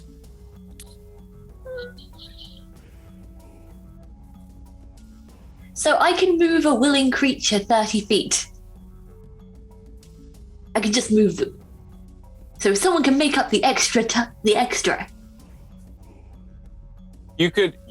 I would say that if you wanted to try to find a shallower crossing, you could do that, but you'd have to go away from everyone. If everybody else was going through the river, yeah, you'd have to find a different entrance point. I know what I'm going to do. I'm going to cross to 30 feet, and then Elder Green, if you are willing. I think so. Okay. You just kind of feel yourself lift into the air and just kind of go towards me, and then I want to catch Elder Green in my arms and carry them above my head to the other side. Which I will assist with. Yeah, roll an athletics check, definitely. I don't know if anyone has seen turtles basking. What they do, they put out their little feet and they kind of, all of their feet go outwards, and I will land in that kind of pose while being carried across. I got 27.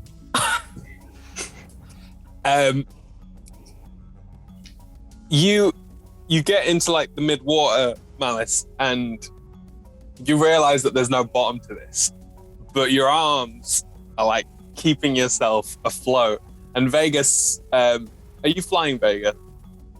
Because it is a whistle to do so. No, I'm not flying.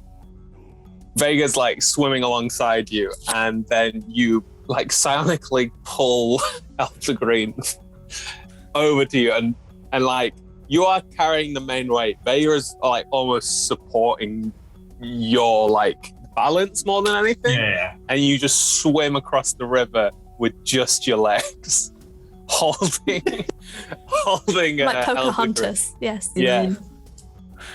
And you get to the other side, problem free. Jamie, Reek, are you crossing the river via flying? I'm gonna fly. I really can't carry anyone else. Jamie's just going to have to wade across. She has no flying capability. So once you're a bit closer, Malice, you can hear again. It's like begging. Like, please, don't take him. No, please. Like, and then the voice again. You will come to the temple with us. And you hear the other voice go, I will come to the temple with you. I would like to step into the clearing Or click. So you're stepping into the village. Yeah, into the village. I was going for it. If everyone else is ready. Yeah, as you walk in, you push past like a large Goliath who like literally goes and you see like the opening of this sort of like small village area. The houses all facing one another, this kind of like almost like a village square, as it were. And within the middle is this pretty big humanoid. They're classed as medium sized, but they have this large coiling snake tail from their bottom half, and wrapped around them is these like wonderful golden and like metal gold shining ornaments, and a large sort of crown that basts above their head. They have a humanoid face, but almost vampiric teeth of a snake, and their nose isn't flat, but quite arched across their face, their eyes slitted, as they are like getting some of the townspeople in line. And the townspeople are being bound by a couple of others. You can see 3 others who one has like a snake head, one has literal snake arms, and another one that's a smaller version of this one, but without all the gold ornaments, has like a snake body, but not snake legs, like as a tail, but not a snake body. They have like a human torso. And then also walking around, the one that's talking to them, the one that's sort of saying, "You will come with us," is this dark colored snake. And they're not wearing any clothes. The others like have like different clothes that wrap around them. This one is just like butt naked, snake body, big cobra head, and their body is like fully scaled, and they're holding like a scimitar, and they're all weaponed up to the nines. They haven't noticed you yet because technically you're stealth. Unless you want to just be like, I'm just kind of, I'm here. I'm just gonna walk in, try and flex my muscles, and drop to stealth, and just be like, "Hey, I'd like, if possible, can I speak in the language?"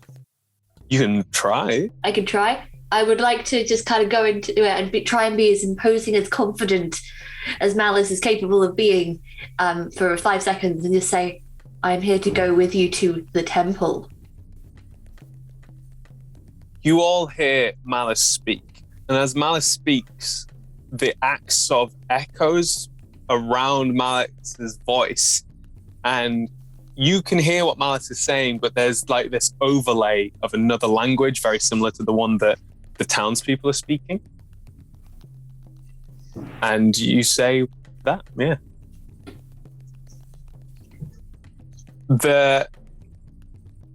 They all look at you. They all literally are like, they all turn. The large, sort of dark-skinned one walks towards you, and his head is like cocked. He's like, "Who are you?" Hang on 1 sec. Cool. Okay. My name is Flower.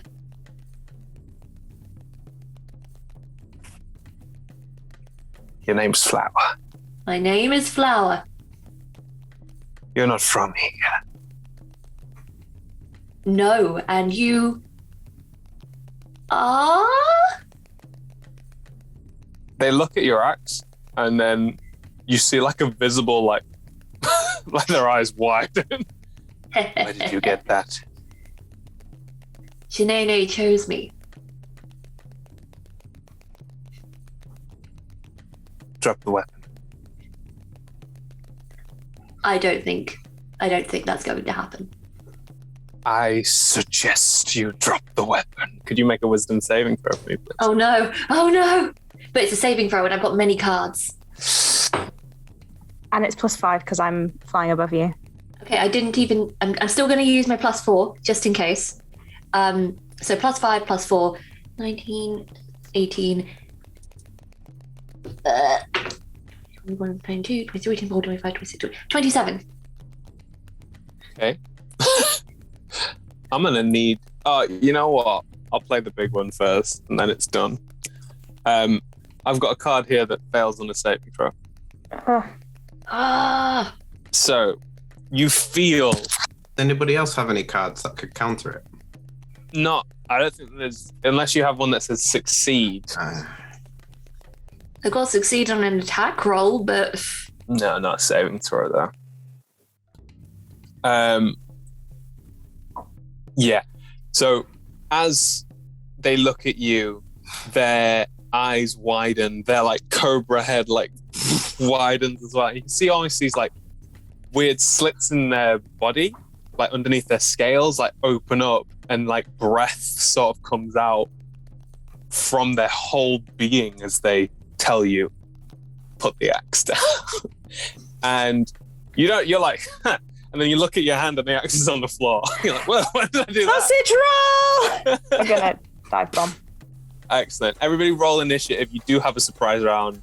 They have no fucking clue that you're there. Anyone who's within 10 feet of me gets a +4 to initiative.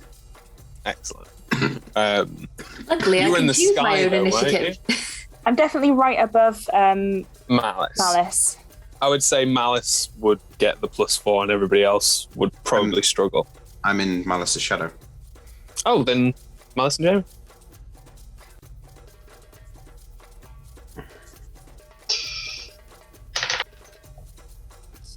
Okay, has everybody rolled? Sweet. That will be... anybody got above 20? 28. Excellent. So that's Reek. That totally tracks as well. Advantage and a +9, so it's, yeah. Just a few. And then between 15 and 20? 17. 15 and 17. However, I would like to choose my initiative as per my card. Yeah. And go second after Reek, if that's okay. That is totally cool. So I'm just going to go Reek, Malice. Jamie, you got 17, did you say? That is true. And then Vega, you got 16. Oh, whoops. Evie, if you can choose, if you would want to go just after me, I can do something for you that might help. Absolutely. Give you the upper hand. I mean, if it makes any difference, Malice won't be involved in the surprise round because technically not surprising anyone by being the distraction. So you will technically go before Malice. Right. I see. Because even Malice doesn't know where you are, in a way. Yeah. Okay, that's fine. Yeah, so just take whatever you want then. Whatever you fancy. Won't make much Jamie. difference this round. Vega. Elder Green? 12. Cool. So many combats, so little time. Reek, plummeting from the sky, screaming sausage roll. Who do you want to attack first? Well, the big snake that just told Malice to drop the weapon. Cool. Basically, I want to try and interpose myself between them and the weapon so that Malice gets a chance to pick it up before they can get there. Yeah, go for it. So advantage on the first attack because of surprise.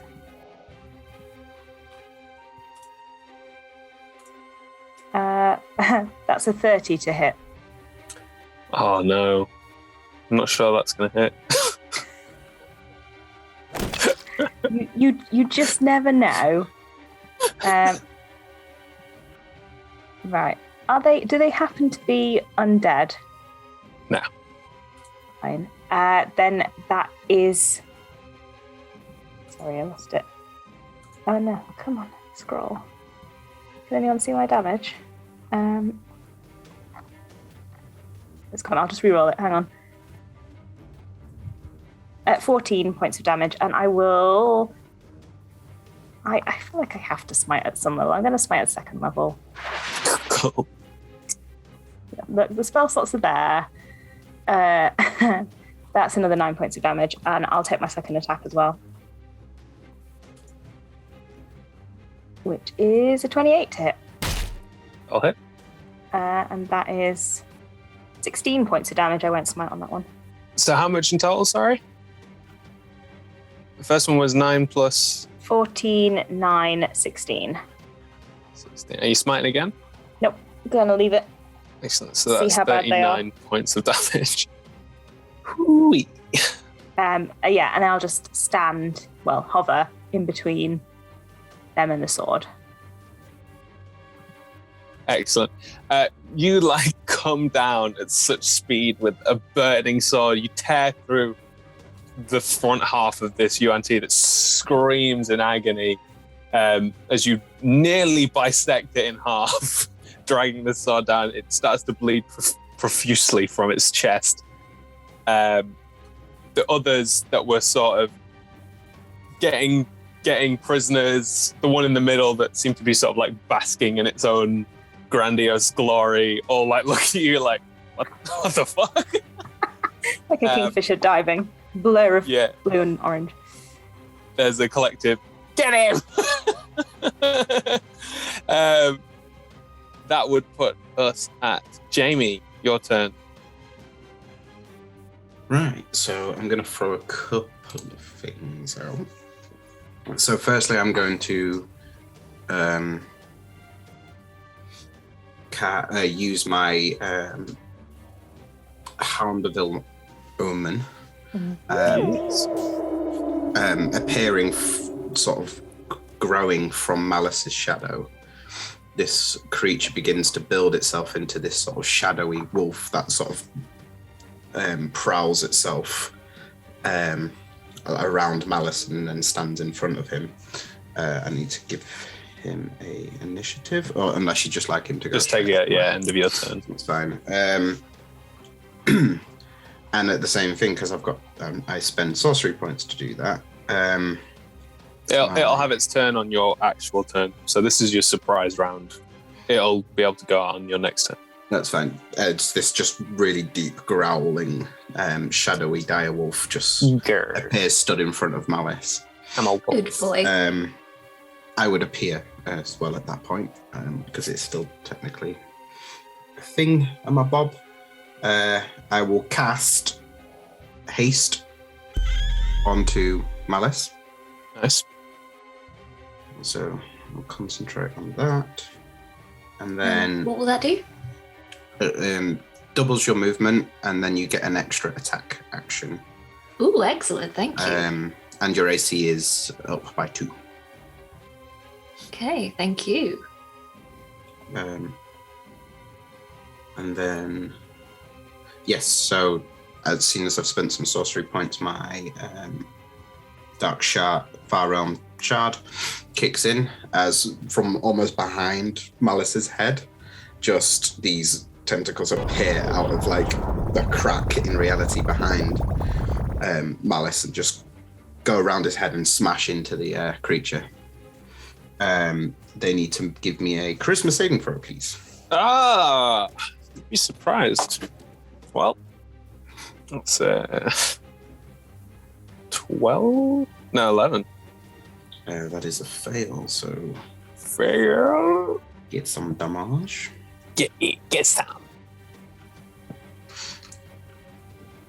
It takes 15 points of psychic damage as these sort of limbs just smash into it around the head, and it doesn't actually touch. It almost seems to be sucking energy out of the head, and then they just sort of recoil back behind Malice's head, back into the sort of crack in reality behind it. As Jamie will step, so the wolf's gone left, and Jamie will step and appear out of behind Malice and step out to the right and almost go into a flanking position with the new sword, new rapier that has been gifted in hand. Beautiful. Vega. Yeah, Vega will run in. I think probably what's in between like the tree line and Malice and everybody. It's probably like it's more you're within the village itself, so you're probably hiding behind like a house or a wall or some like crates, that kind of thing. Cool. I just wanted to know what I can like do some cool monk parkour shit off of as I run in, sort of on all fours, and then like maybe bouncing off a wall. And I'd like to. I'd probably do a bit of a roll, commando style roll, and as a free action, can I grab the axe and like hold it up to Malice? Yeah. And then I will just. So there's how's the Yuan-Ti right in front of them? Us now, I guess, looking. Fucked. And Like, what are all the rest? three of you come out of nowhere and just start hitting on it. It's like And what are the rest? What are the rest of them doing?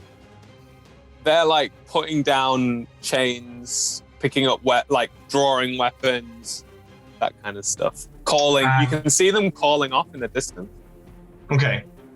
I would like to go for the biggest of them, I guess. Which one's that?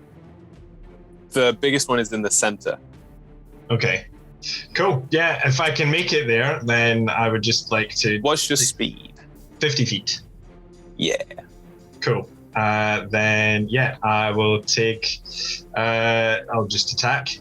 And I will do Fangs of the Fire Snake attack. 13. That's an 18 to hit. That hits. Cool. And let's see, I'm going to spend 3 key points, I think. I should read this better and actually learn it so I don't have to keep rereading it every time, sorry. No worries.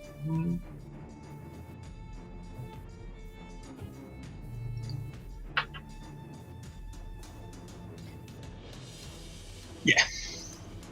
So, I get my 8, 7, that's good. So that's 11 plus 9, 12. Oh, rubbish. I'm going to give one more. That's better. Sorry, 21 points of damage. Nice. For that.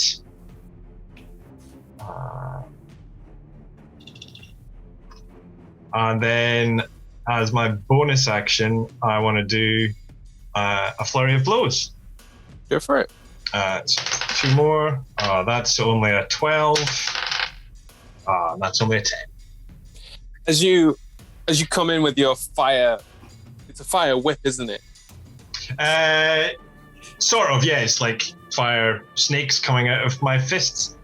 Nice. As you sort of like throw these snakes down onto this large creature that you run up to, they like hold up their arms and you just batter them with these flames. Then as you like run in to throw some kicks in, you do some jumps and do like a nice tornado kick. They hold up their arms and these like golden braces just bounce your attacks off of them. Sorry, I should say this gives me extra reach, so I'm still 10 feet away from them. Nice. Awesome. They look down at you, sneering.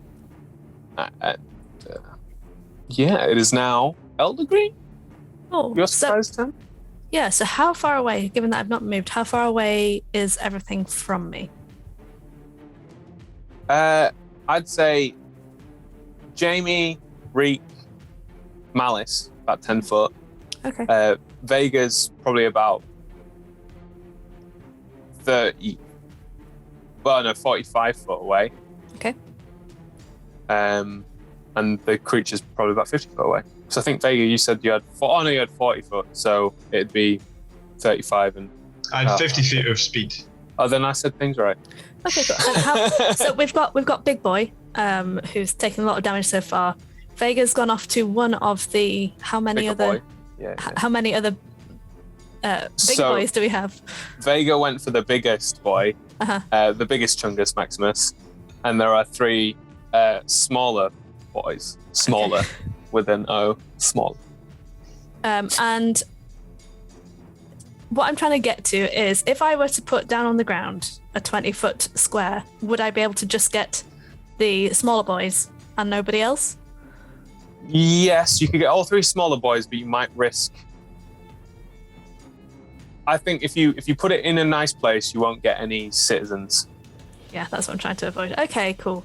Right, I will cast Entangle at first level against the smaller boys. The prisoners have become the prisonees. Could they all make strength saving throws, please? Yes, they can. So, that can be 1, that can be 2, and that can be 3. Oh, nice plus. Oh, 1 natural 1, so you can have a card, Liz. Oh, nice. Take a plus D12 after making a skill or attack roll.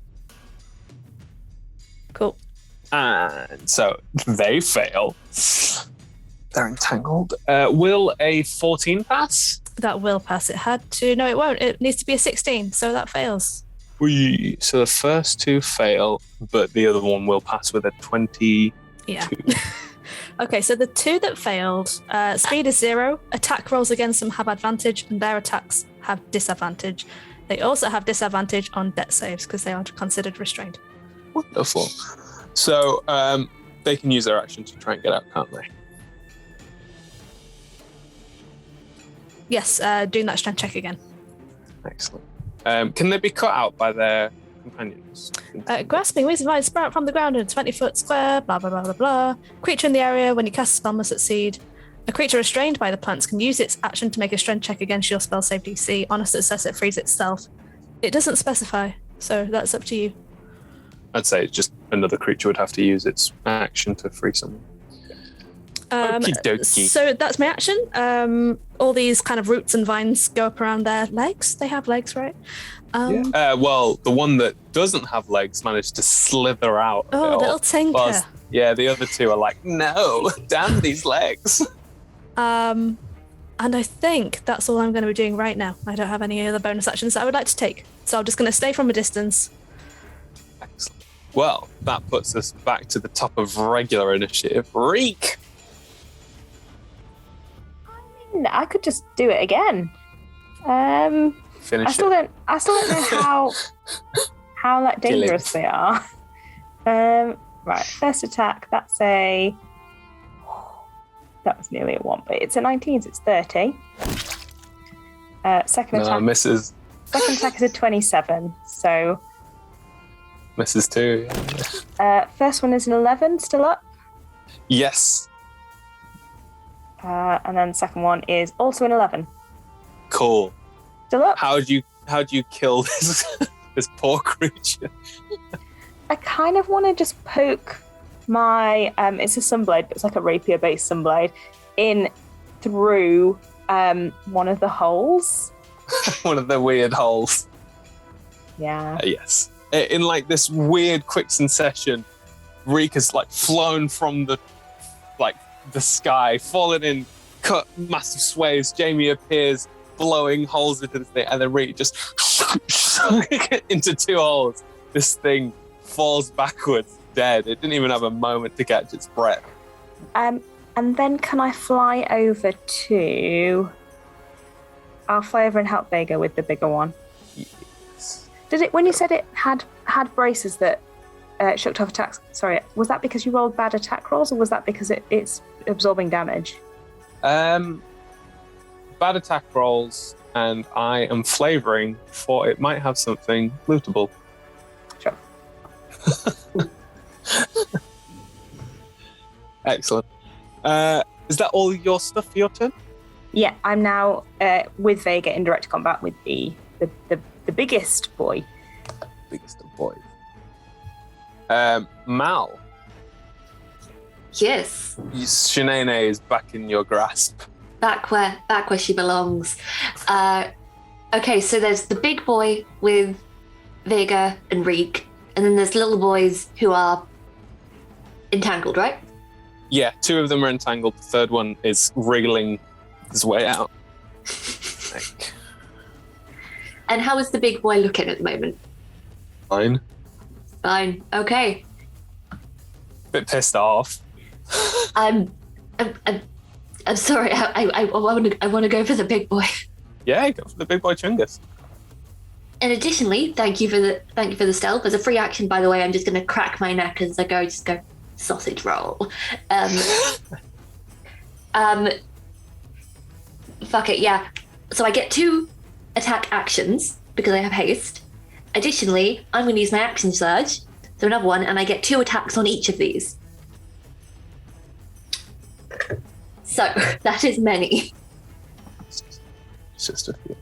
So, oh yeah, and it's for Shanae. So, okay, so I have plus 14 to hit with Shanae. What do I need to roll on the dice to not hit? A 1? I'll tell you if any of these are a 1. I think you only get 1 extra attack with haste. It doesn't give you a full action. It just gives you 1 extra attack, sadly. So it just gives the extra. Okay, that's fine. So that is still 5. No. Oh, 5 no. attacks. That's still 5. Nope. And 1 was a nat 20. Yes. Boom. Can you re-roll that attack, please? No. Oh. Boo. Dick. It's for those moments. It's made for that. Damn it. However, that was hang on. Oh no, doesn't matter. I was misreading my card. Yep, none of them are 1s, so they all hit. Okay. Sounds about right. Let's do this. Roll that damage. Oh yeah. 13, 14, 15, 16, 17, 18, 19, 20, 23, 24, 25, 26, 27, 28, 29, 30, 31, then 30, 31, 41. Okay, so 51 points of damage. Amazing. Chop off one of his arms. Holy crap. You slice into this creature, taking a chunk out. You know what? Fuck it. You chop off one of his arms. An arm flings out into the air. He screams out in pain. Yeah, you just hack masses of flesh out of it. Gold pieces start to fly as you cut through, and these little dangly bits from his nice little golden ornaments that's been sliced off. Oh, Lord. Anything else you'd like to do? Let me think. Wave to him with his arm? No, I haven't got it. No, I think... Okay, I'm just checking if I have any bonus actions quickly. Recovery, second wind. No, nothing I need to do at the moment. Just gonna let it play. Let's let it lie. See where it goes. Beautiful. Yeah, this creature is not happy. It is now the ones that are in Entangled's turn. So the first one, I think, still fails. It's just a strength check, isn't it? Yep, against 16. Yeah, that's a failure. And the other one rolled the exact same. The third one with the legs will squiggle out, and it will pull out a bow and arrow, which will start as it moves. It will climb up one of the houses, and from a rooftop, will start shooting arrows at Malice, who seems to be doing some very quick and hefty damage. Almost it's kind of like anime, kind of damage with that many attacks and 6 seconds. That's just over a second for every attack. Lord. Yep, me. A 15 won't hit you, will it? Nope. If it's any help, my AC is 20 at the moment. Well, 19 won't do it either. These arrows ping off you as these creatures are doing its best to try and kill you, but you are not what it expected very clearly. The big one, screaming, one arm, looks down at you and says, "You will die." And it pulls out a sword, very similar style to Shanae, and it says, "Burn." And as it does so, the sword ignites with fire, and it starts swinging for you. Wow, they really did just want to kill Malice. Well, Did you get Niall? it rolled a natural 1 on its first attack. So, and this is hilarious. This card is considered embarrassing, and the title is Voided Warranty. And I feel like as it pulls out its sword and says, "Burn," it just sort of like, the initial flame is like humongous and like scary and arcing, and then it just sort of fizzles out and just sort of, like a lighter slowly running out of fuel. It's like, it sort of looks in the air as it swings down at you, and it's like, this isn't meant to happen. This is Turn not. it off and on again. Ban! Oh, that will hit though. Yeah, second attack. They're initially like, huh? And then come back down at you. They slice into you for a 25 dealing.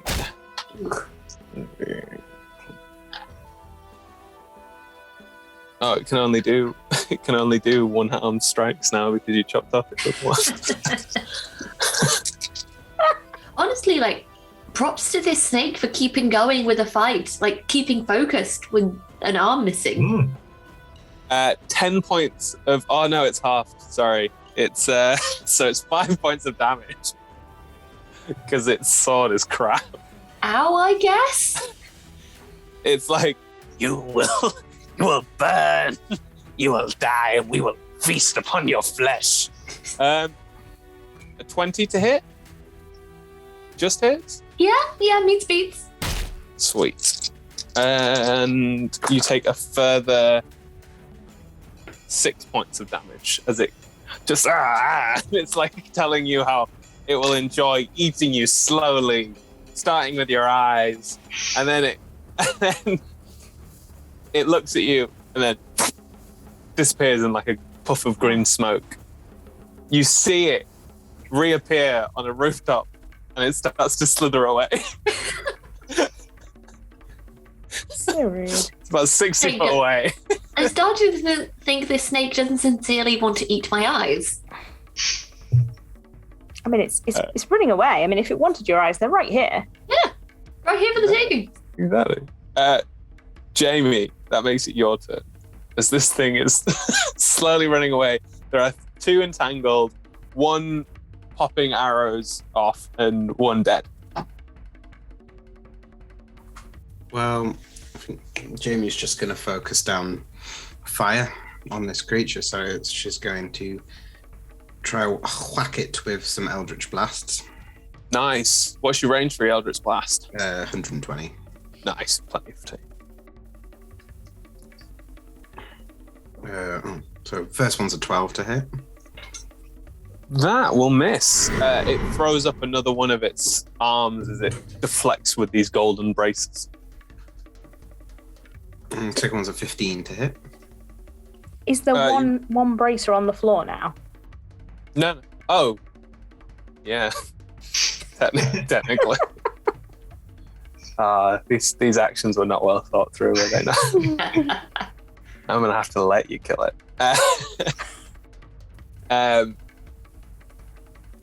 You see your arcing Eldritch Blast go, and just before it hits it in the head, this green energy ball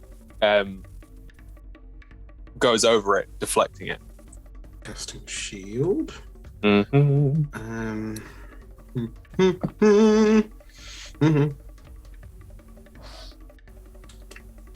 That's up until the next turn, so I won't bother wasting that. Is anybody within 5 foot of any of the other creatures? And enemy creatures? Not yet. Well, that'll end Jamie's turn for now, because I'm not going to waste any more things trying to hit a shielded UNT, but the Hound of Ill Omen is going to run up to one of the entangled. Yeah, so it has advantage. Yep, and it's just going to slash out and try nom nom nom. Oh, I have just realised that they should have been making advantage against your entangle. That is all right. You live and you learn. Sorry, Liz, you are muted. Do they have something fancy? Magic resistance. Oh, okay. UNT are magically resistant. Sweet. Apparently. Finally, I rolled a natural 20. Yay! Taken so long, but it has come to me. So that makes it a 25 to hit. This is your creature. Is it what kind of damage is it? It would be piercing damage. Passing, poking, or slashing? Pierce. Did you say slashing? Piercing. Piercing. So poking. It is pierced ear. Maximum damage, and roll the damage dice again. Very nice. So Nice. So yeah, whatever your max damage is, and then roll that dice again.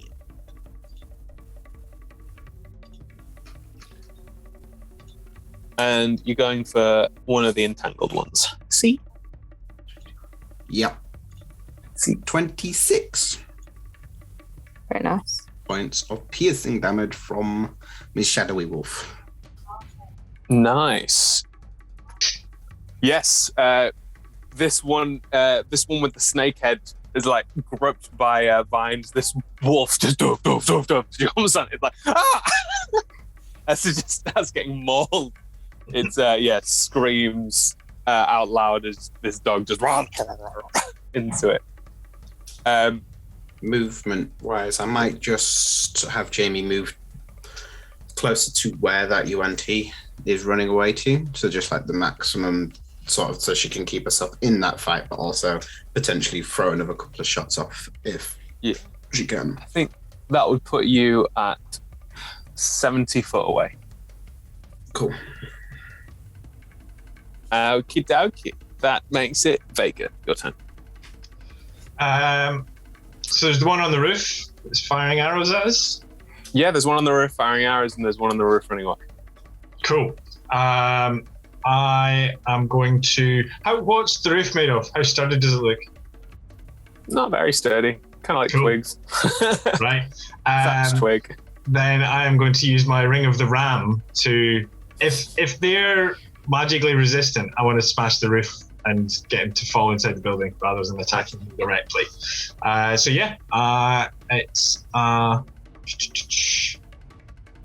I'll make a strength check with a +5. Oh, balls. That's 8. For the roof. Yeah. Just to hit it. Yeah.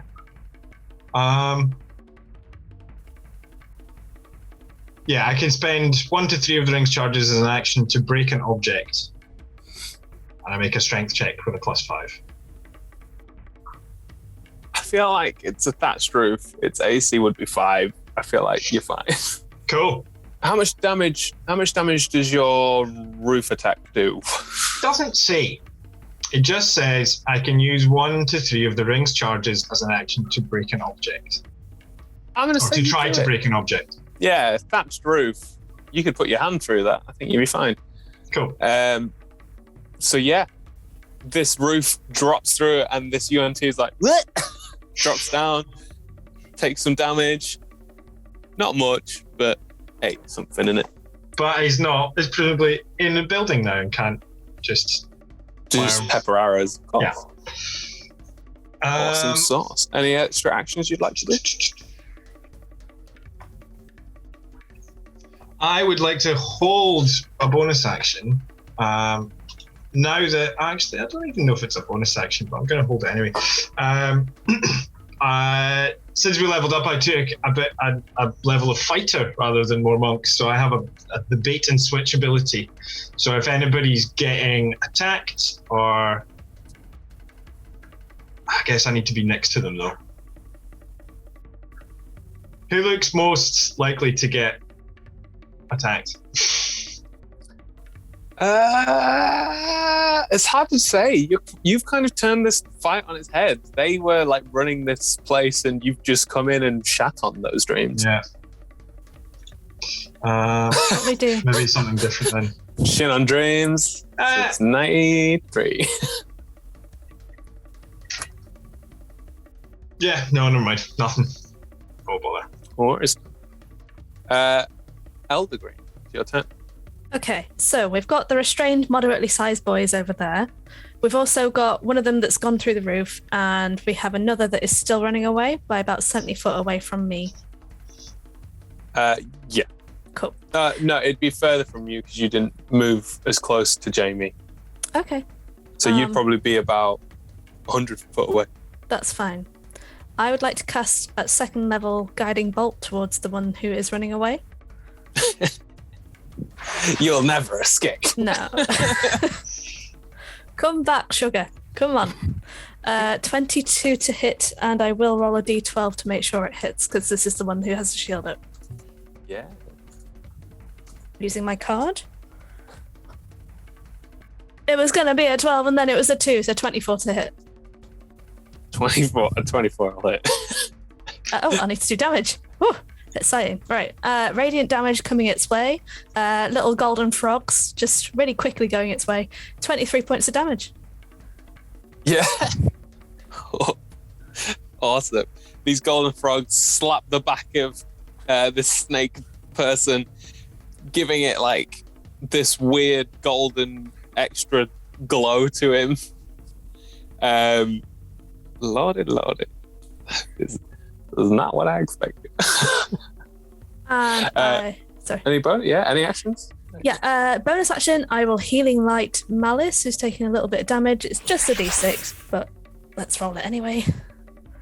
60 foot range, I think I'm okay. 2 whole points of Healing Malice. Beautiful, thank you. Is this in the form of more frogs? Yes. Excellent, that's what I want to hear. In fact, this one can be because it's only 2 points, it can just be one quite large toad that kind of gently splats its way across to you. Lands on your feet and heals you up. From the feet up. Nice. Lily, buddy. And that's me. Perfect. Okie dokie. It is now Reek, top of the round. Is it possible to get from where I am to the running one with 50 feet of movement? No, you'd be 10 foot away. 10 foot away. If only I had longer arms. I'm gonna fly. I'm gonna fly up to them. I'll dash to get there, and then just stand in front of them. Whoa. Pretty much. Okay. All right. Wonderful. As you fly over them, you can see them pulling out a stone. Not more bloody stones. They've sheathed their sword and pulled out a stone. It's a bit distressing. I mean, I can't do anything else except I'm done, but yeah. Excellent. Mal? Cool. Well, luckily, because I am hastened, I can get 60 feet. So I'm gonna go up to them and I'm gonna give them 3 whacks and also a psychic push that I can do as an extra thing.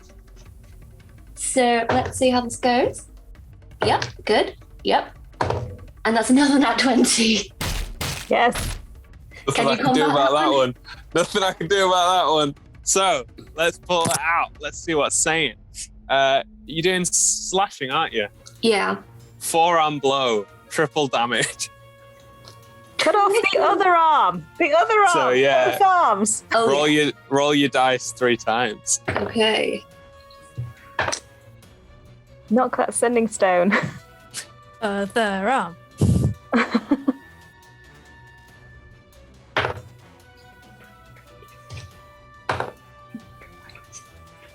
39, 39, 49.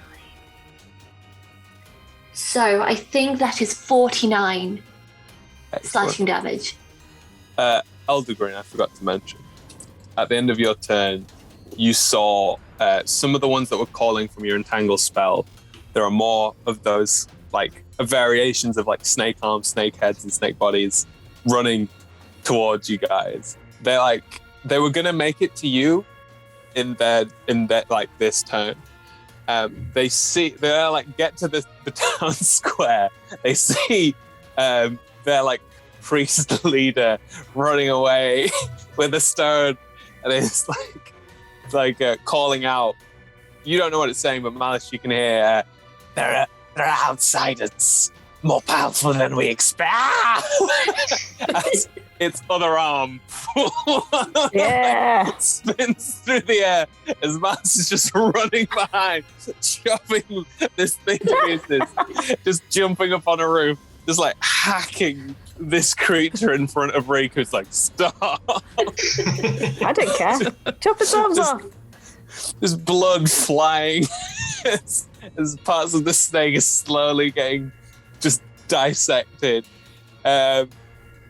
You see the ones that are in your entangle spell, looking at each other, looking up, looking at the ones that have just run over. The ones that have just run over, or look at the ones that are entangled. Look at that priest leader. Look at the one on the floor dead.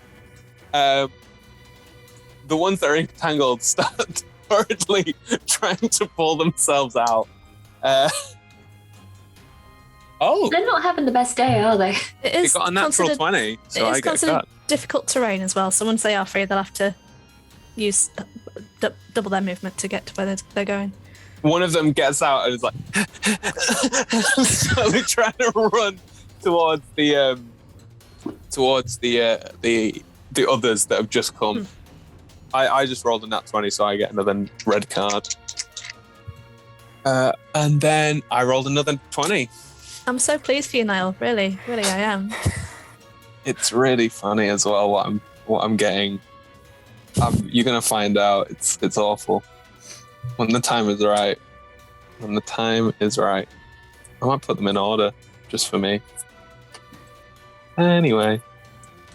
The other one with the snake arms like wriggles out, starts running. Do the snakes pant as well?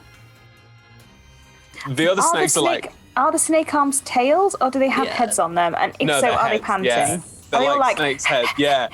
They're all like, Every one of them we're all screaming. gonna die! It's fair to say the priest is dead. So many cool stuff that it didn't even get to do. Shut up, man. Jamie, it's now your turn. You can see in front of you all three.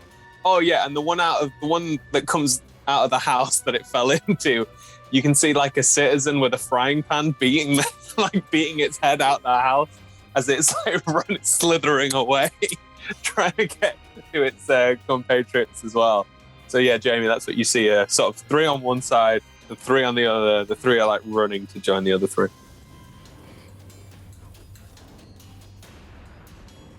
I think at this point, throwing big things out would be a bit overkill. So she's just going to turn and almost like skim Eldritch Blasts at the ones running across. One for each. Go for it. We've only got 2 at the moment, but 1 for each. So We've got a 22 to hit one of them. Yeah. Let's put... that's 3 damage, 3 force damage. On to... You can either go for snake head, snake arms, or snake body. Snake head. Snake head for 2. And then same one, actually, you know what, with an 18 to hit. Yeah, that'll hit. Snake head again. Oh, only 1 on my force damage. 1. Yeah. That works. The action. And then she's just going to turn, because my wolf is currently just at one of them that's entangled. Is that one still alive? Oh, to be fair, that one would get an opportunity attack. Your wolf would, wouldn't it, when it ran away? Yeah. So that's the snake-headed one as well, which you seem to really not like. So roll an opportunity attack for the wolf.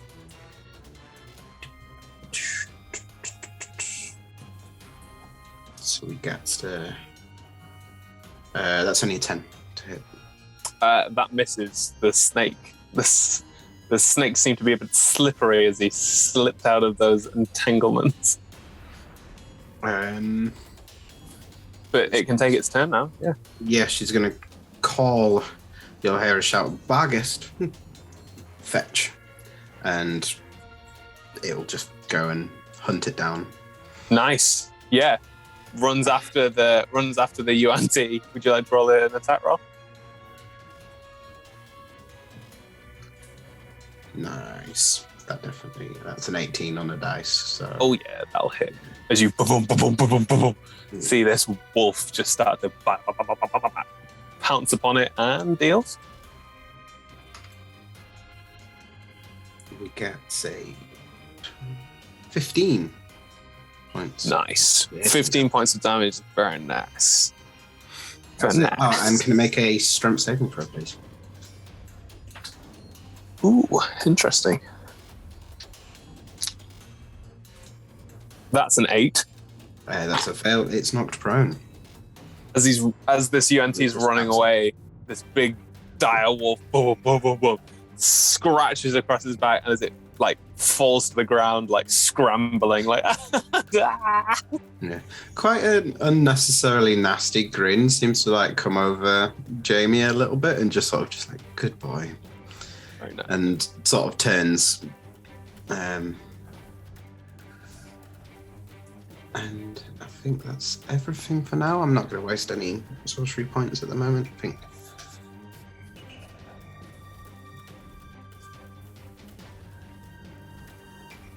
Yeah. Okie dokie. That puts us at Vega. Your turn. So what, are they all just running away now, basically? Yeah. What I think about it's fair to say you're all very scary. what about the townspeople? The townspeople are still sort of like huddled in their homes, huddled behind crates, watching what's going on. Make a perception check if you want. 6.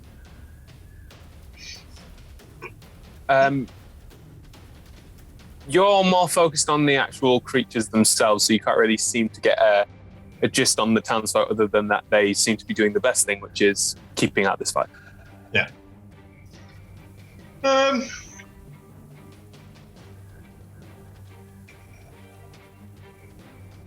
I will hold an action to if any of the fleeing UNT decide to turn around and start coming back. I will Gong of the Summit them and cast Shatter at them. Nice. All right, so you're holding your action.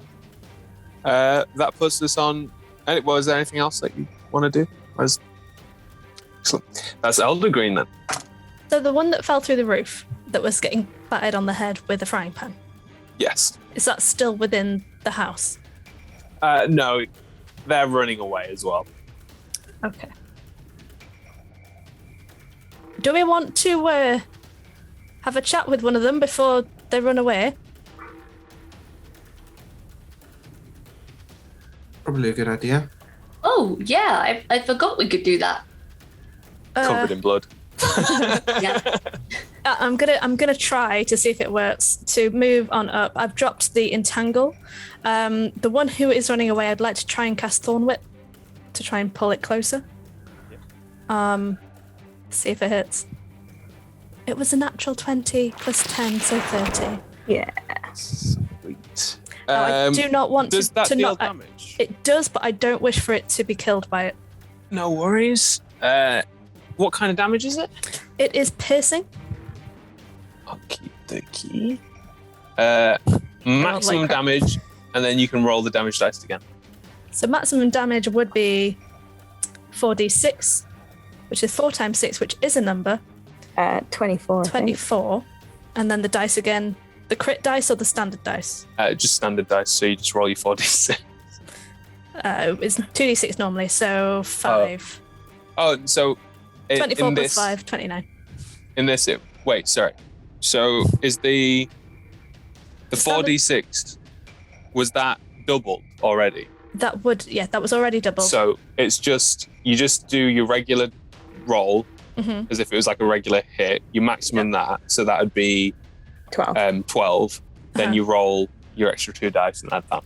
Oh, got you. Okay, so 12 plus 5, 17. Sweet. That's pretty damn good hit. And it also is pulled 10 foot towards me. The snake body that's sort of being accosted by a let's say a orc woman. Sorry, I'm trying to do maths and describe at the same time. It's not working. Brain not working. Cool. Yes, this orc lady, like running after it, screaming in a language that you can't understand, Malice, you can hear, and stay out! As it's like trying to run away, how does your Thorn Whip attack? I like to say it's going to come out with my shell. Nice. So, like, from my shoulders, it'll kind of whip out two kind of, I'm going to say vine whips, towards the creature, grab it round the torso and just yank it backwards. No, I think we'd like to have a chat with you, Sunshine, if you'd like to come back. Sweet pea, come on. Amazing. Okay, it is now the 3 that have arrived all turn and run away. Oh.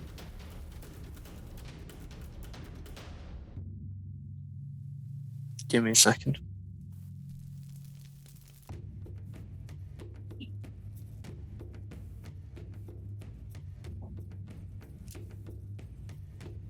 Mike is so still.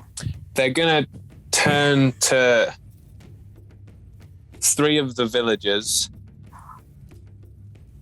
Each one is going to turn to 3 of the villagers and say something in a language that you can't understand. Malice, you're probably a bit too far away to hear what they're actually saying.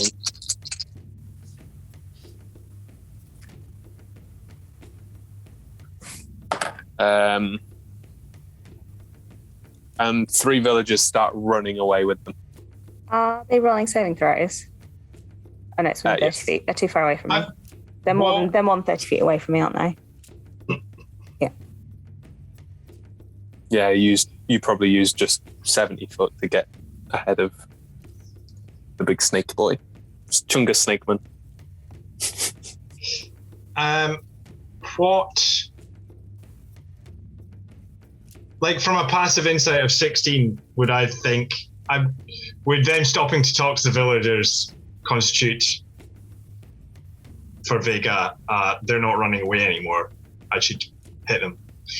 They are running away, but they've like, as they've turned, there were like some villagers in a window. There was one behind a crate, and you've just seen them turn. Their like face look at them, and the villagers just stood up and run with them. So that's what I'm asking then. From my passive insight, do I think that they're manipulating the villagers to come with them? Yeah, there's And I definitely some there's weirdness to it. Like, Then I would be casting Shatter on them. excellent. So they have to make a Constitution saving throw. Cool. The first one, Can I get all of them in a 10-foot radius sphere? yeah. The first one definitely fails. The second one, ooh. Will the 16 pass? It will. Then the second one resists, and the third one also resists. Cool. 3. Gong. So it's 15. And they take half on a fail. Nice. They take half on a successful save. 7. Pardon me. And then 15 for the first one, which is doop-a-doop-a-doop-a. Perfect. Yeah, how does your shatter gong work? I think it's a kind of like big clap thing, and so it's kind of like lunges forward and does a clap, and it's like there's almost a kind of a ripple in the air as like a line that shoots to a point and then boom, gongs. The one with the snake head is like lifted off his feet as he like skyrockets into the air and rolls down. There's another one with snake arms, and she like flips as she turns to run away, and so does the one with the snake body. They sort of like almost like its tail like rises up with the wind as you almost give it like a turbo boost to get the fuck out of there. The villagers follow ahead along with them. That puts us at Reek. Your turn. Can I shake the arm out of the bracer? Mhm. Oh, to be clear, I want to keep the bracer, not the arm. Oh, why? Clearly it was the arm that was magical. It's lunch. The villagers, which direction are they running in? Do they happen to be running towards us? No, they're running further up the mountain. Probably the way Zoxa and Theros and Ikor Cheeks went. And Joe, the incredibly normal man. He's a ranger, he's clearly a ranger. I'm gonna fly, I think, back to regroup with everyone. Taking the arm. I'll pick up the other arm as I go if I can. Not the arm, the bracer. The bracer, Just yes, then I've got yes. a pair, Yeah, of shinies. They're very shiny. they are very shiny. You are like, as you're like looking at them, they are wonderfully intricate, made out of like solid gold with snakes, gold snakes wrapping around them.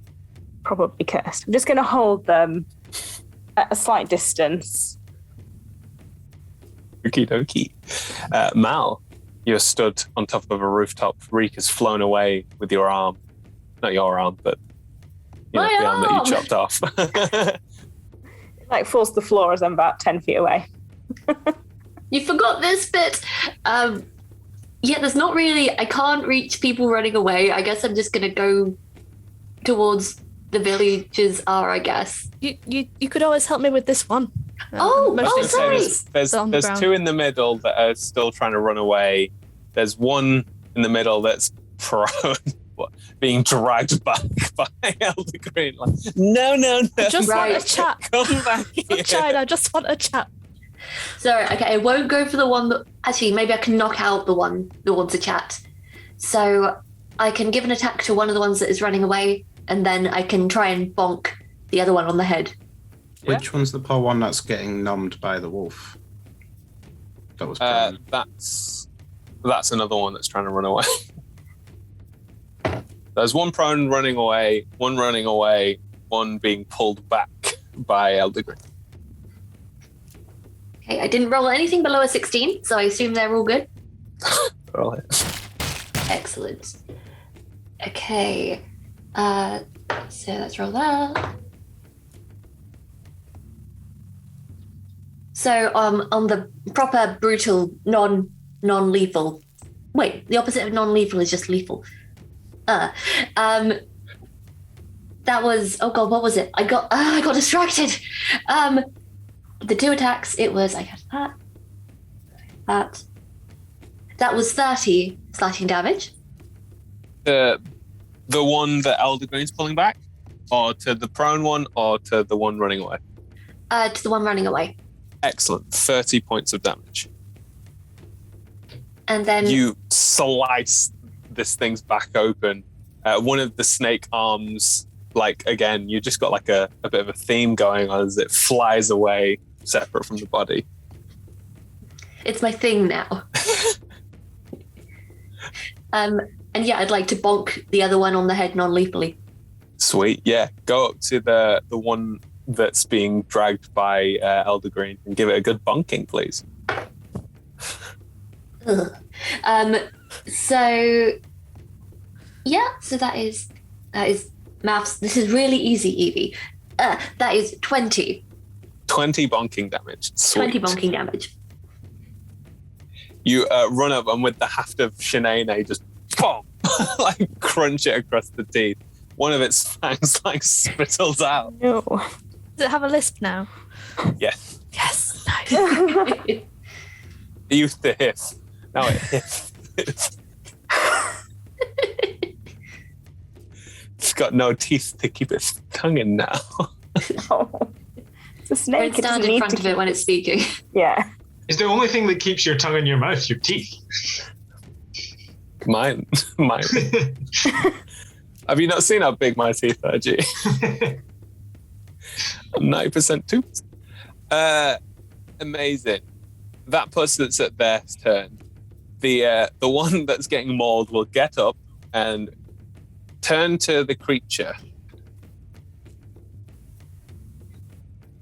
Oh, damn it. Yes, so this should still work. Can the hound be charmed?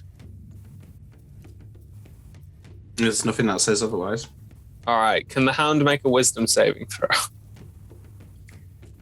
Am I back next to all of them?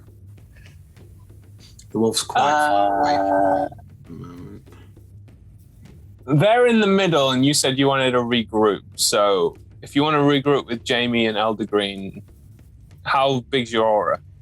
The saving throw one is 10 feet. Then no. That's fine. But they're within 30 feet of me. Yeah. Okay. 3. Roll again. Roll with advantage. I'll use my reaction.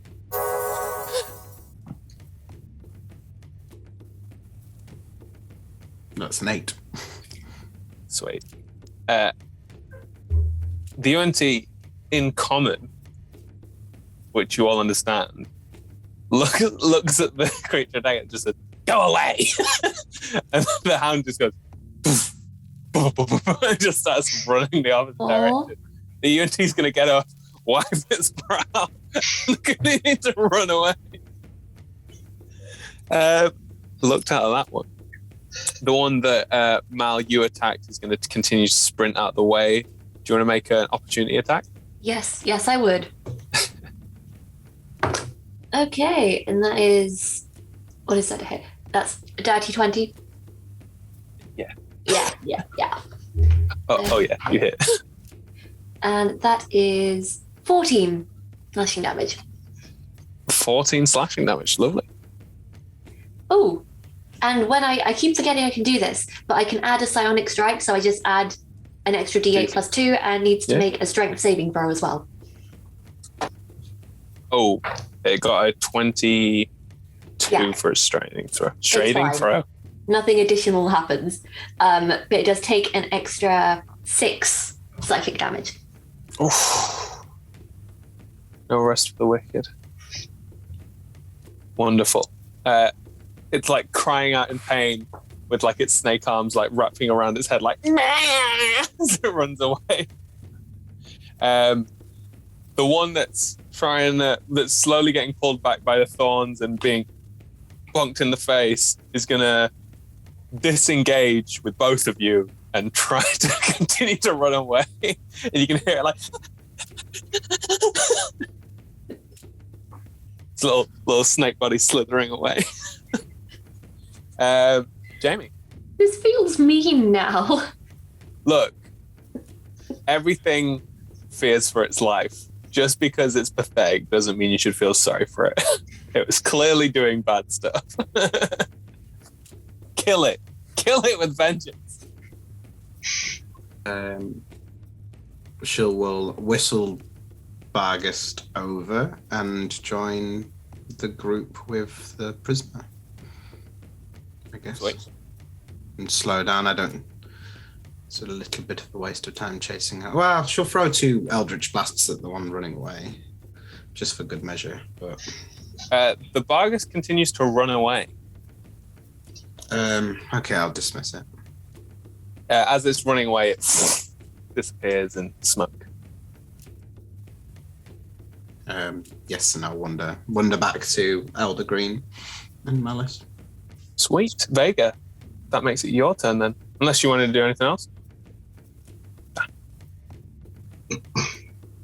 How far are these villagers that are running with this Yuan-Ti? Pretty far. And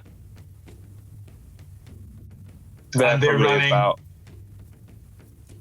They're like a good 120 foot away, I reckon. Okay, and they're running mountainwards in the same sort of direction that I saw the thing pointing just before this fight. Okay. Then I'll go back and join everybody else, I think. There's just to point out, there's still 2 running away. Well, there's still all 3 running away. One of them was the one that Elder Green was trying to capture, which is currently disengaged with Malice and with Elder Green. Okay, how far am I away from that one then? It has to run it can run around you, but do you know what I mean? It's not running at you, but you could get in the way if you wanted to. Okay. Then, yes, I want to get in the way. I'm gonna, hang on. Where's the thing?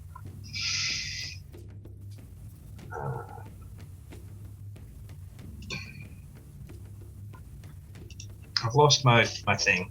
Hang on, sorry. There we go. Water whip. Oh no, I don't have enough key points for that. Need some more key points. I'm just going to block its way, and I will roar at it. Not a daunting roar, because I need to short rest before I do that. I'll roar at it, and then I think you should hang around and have a little chat with us. And I'd like to try and intimidate them into staying. Oh, that's a high roll. Because, all right, this is what I'm thinking, right? Mm-hmm. If you just watched a load of people kill the people you were working for, and then one of them was like, "You should stay," you'd be like, "Nah." What? I don't think so. But you're intimidated. What's your intimidation plus? +6. I'll roll for it. I'm gonna give it like a solid 20 DC. Okay. So totally doable, but it is a hard roll. Damn it. That is a 24. Because it's running so fast, doesn't really register what's happening, and then it realizes that you're telling it to stop, and it kind of slows down right in front of you and stops more out of fear than anything, because it's like, oh god, if I move now he's gonna kill me. It's this humanoid looking skinny snaky man with a little lizard body, snake body. Did we capture snakes for arms? Or snakes for arms is gone? Snakes for arms got an arm lopped off and it's running away. Right, okay. So Elder Green, is there anything you want to do about the ones running away? You are muted. No, I was going to I was going to get my trusty rope, which Theros neglected to use for his shoes, and I was going to try and wrap it round the one that we've got on the ropes, as it were. So he did that. So I would try and... this one has actual arms, doesn't it? Yeah. Yeah, I'll try and put those behind its back. I can't really hog tie him. But I'll try and just wrap as much rope around him as I can. But the other ones look like they're running away. We've got this guy. Hopefully we can get some more information. So you're letting the others go. Right. We are going to stay in initiative if we're all agreed that we're waiting for Elder Green to wrap this thing up, right? Well, Cool. also assisting. Like if it looks Yeah, like Reese, they're you both can stopped, totally but- assist. Yeah. Okay. I will restrain myself and not continue the murder spree. Cool. So you're just stood there watching. Jamie, what are you doing? Oh no, sorry. It is its turn before yours, Jamie. It's gonna look at you, Elder Green. It's gonna say, "Tell your friends to let me go." Could you make a wisdom saving throw? Amazing. You Yes. get +5. You do. Totally do.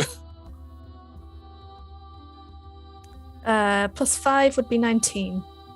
Why did they choose you, not me? I've been 'Cause- so unwise. It's still got 2 more. No, I will not tell my friends to let you go. Anyone who's listening, if this one tells you to let it go, don't. Someone gag it. No, you should really let me go. I was gonna say that to you. No. Me? Yeah, because you're like, "Guy, yeah." It's like, no, you should let me go. Is You it- make a wisdom saving throw. All right. As soon as it would technically be, I'll fly up. Jamie will just appear from nowhere. 19. Gag him. All right, at that point, you're like,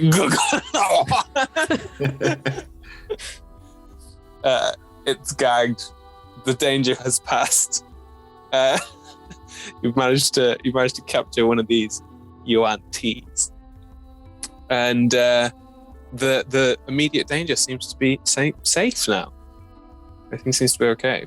Villagers start to awkwardly come out, and one of them is this tabaxi.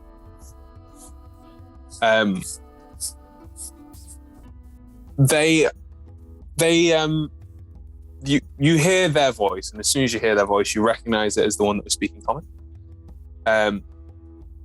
They have this white fur with like spots, and they come up and they're like, "Oh, thank you guys for helping out." They have this necklace with this golden sort of chunk on it, and they're like, "Are you guys not from around here either?" No. Where is here? Well, apparently, here is known as Naztis, but apparently you pronounce it with a S. Nice tastes. Tastes good. Naztis. Oh. How did you get here? Oh, I was in the desert lands of Cardatur, just in the Wastelands. And I came across this oasis, which I had a bit of a bathe in, and next thing I know, I was dragged here. It's very strange completely. Hello, nice to meet you. My name's Flicker of the Candle. I use they, them. Hello, Flicker. My name's Vega. Nice to meet you. Elder Green, Juniper, Lime Tree, Flicker of the Candle, good to meet you. Oh, thank you. And I shake your hand. Hi, I'm Malice. Hello, Ignore Malice. the blood. All right. And you two? Oh, I'm Rick. Sorry, your name sounded familiar. I was just thinking. That's all right. Don't worry about it. I guess because maybe flickers of candles is something that you've heard before. Candles do tend to flicker. I was born, and there was a flickering candle near my cot, and that was why I was named Flicker of the Candle, because apparently I kept trying to touch it. That is what my parents told me anyway. Good job they kept you away from it. Well, I think, yeah. I don't really know. My siblings tell me a bit of like contravening stories. Apparently I ate a candle, but I don't know. They're not great for you. I mean, I know you seem fine. I am fine, yeah. And what can you tell us about these people? Kind of putting a hand on the shoulder of the prisoner. Oh shit, UNT, isn't it? Apparently that's what they're called, aren't you? And they turn and they start speaking in the common language of these people. Malice, you understand? Like, oh, these people are from where I am. And you see one of the other ones, like, from the other world. Aye, yes, the other world, yes. And do they look pretty, well, strong? Oh, stronger than me. I wasn't going to be a good at anything for like that. I told you, no worry. Right. Do you think they could stop them? That is a good question. And Flicker of the Candle turns back to you guys. Can I just say yes? Yes, we can if you give us more information. Well, we can what, Malice? Stop the ominous them. Stop. The rest of you not speak Draconic? I found out that apparently everyone here speaks Draconic as common here. A few of them speak Abyssal, but that was the ones that, and points at the snake person. Like, a few of those speak Abyssal every now and then. I'm trying to teach them Common, but like they're just not taking to it, I'll be honest with you. I mean, why, there's a few of them that interest, mainly children, but the rest of them, they're interested, they bother. All right, well, shall we sit down somewhere? Can we go into here? And the orc lady that was beating the UNT in the house sort of like issues of her. He's like, oh, this is Ulti. Ulti's pretty cool. I've been staying in her house every now and then. I've actually managed to avoid a couple of raids, but this one, they found me under the floorboards. Come in. And you all go inside. Apart from the newly created hole in the roof, this is like a really nice sort of home. It's not at all like luxurious or anything like that, but it seems to have like these handcrafted little like decorative pieces. There's like flowers. There is like a nice smell of food. You can see there is a terrified child, but they are like reassured and brought forward and introduced to you as the people who have saved their village, basically. Ulti feeds you, and as she does, Flicker of the Candle will start to explain to you where you are and what is going on. However, that will be a story for next session. So thank you very much for joining us and being part of this wonderful session. A bit of roleplay, a bit of combat, that's what we like. If you did enjoy tonight, we play every Monday starting at 6 p.m. GMT or 10 a.m. PT. On Tuesdays, it's Vicious Cycle with Sean, starting at 7 p.m. GMT and 11 a.m. PT. All of our shows are streamed at twitch.tv/RollTogetherRPG, and you can find all of our content archived at youtube.com/RollTogetherRPG. There are also podcast versions of all our shows available, so just search for Roll Together RPG on your favorite podcast provider, and we will be there. Let us know if we're not, because we should be. Thank you again to our D20 Club on Patreon. There'll be a link in chat now if you want to join. We often give slightly advanced previews of what shows are going to be coming up and artwork on our Patreon done by a wonderful Mr. G.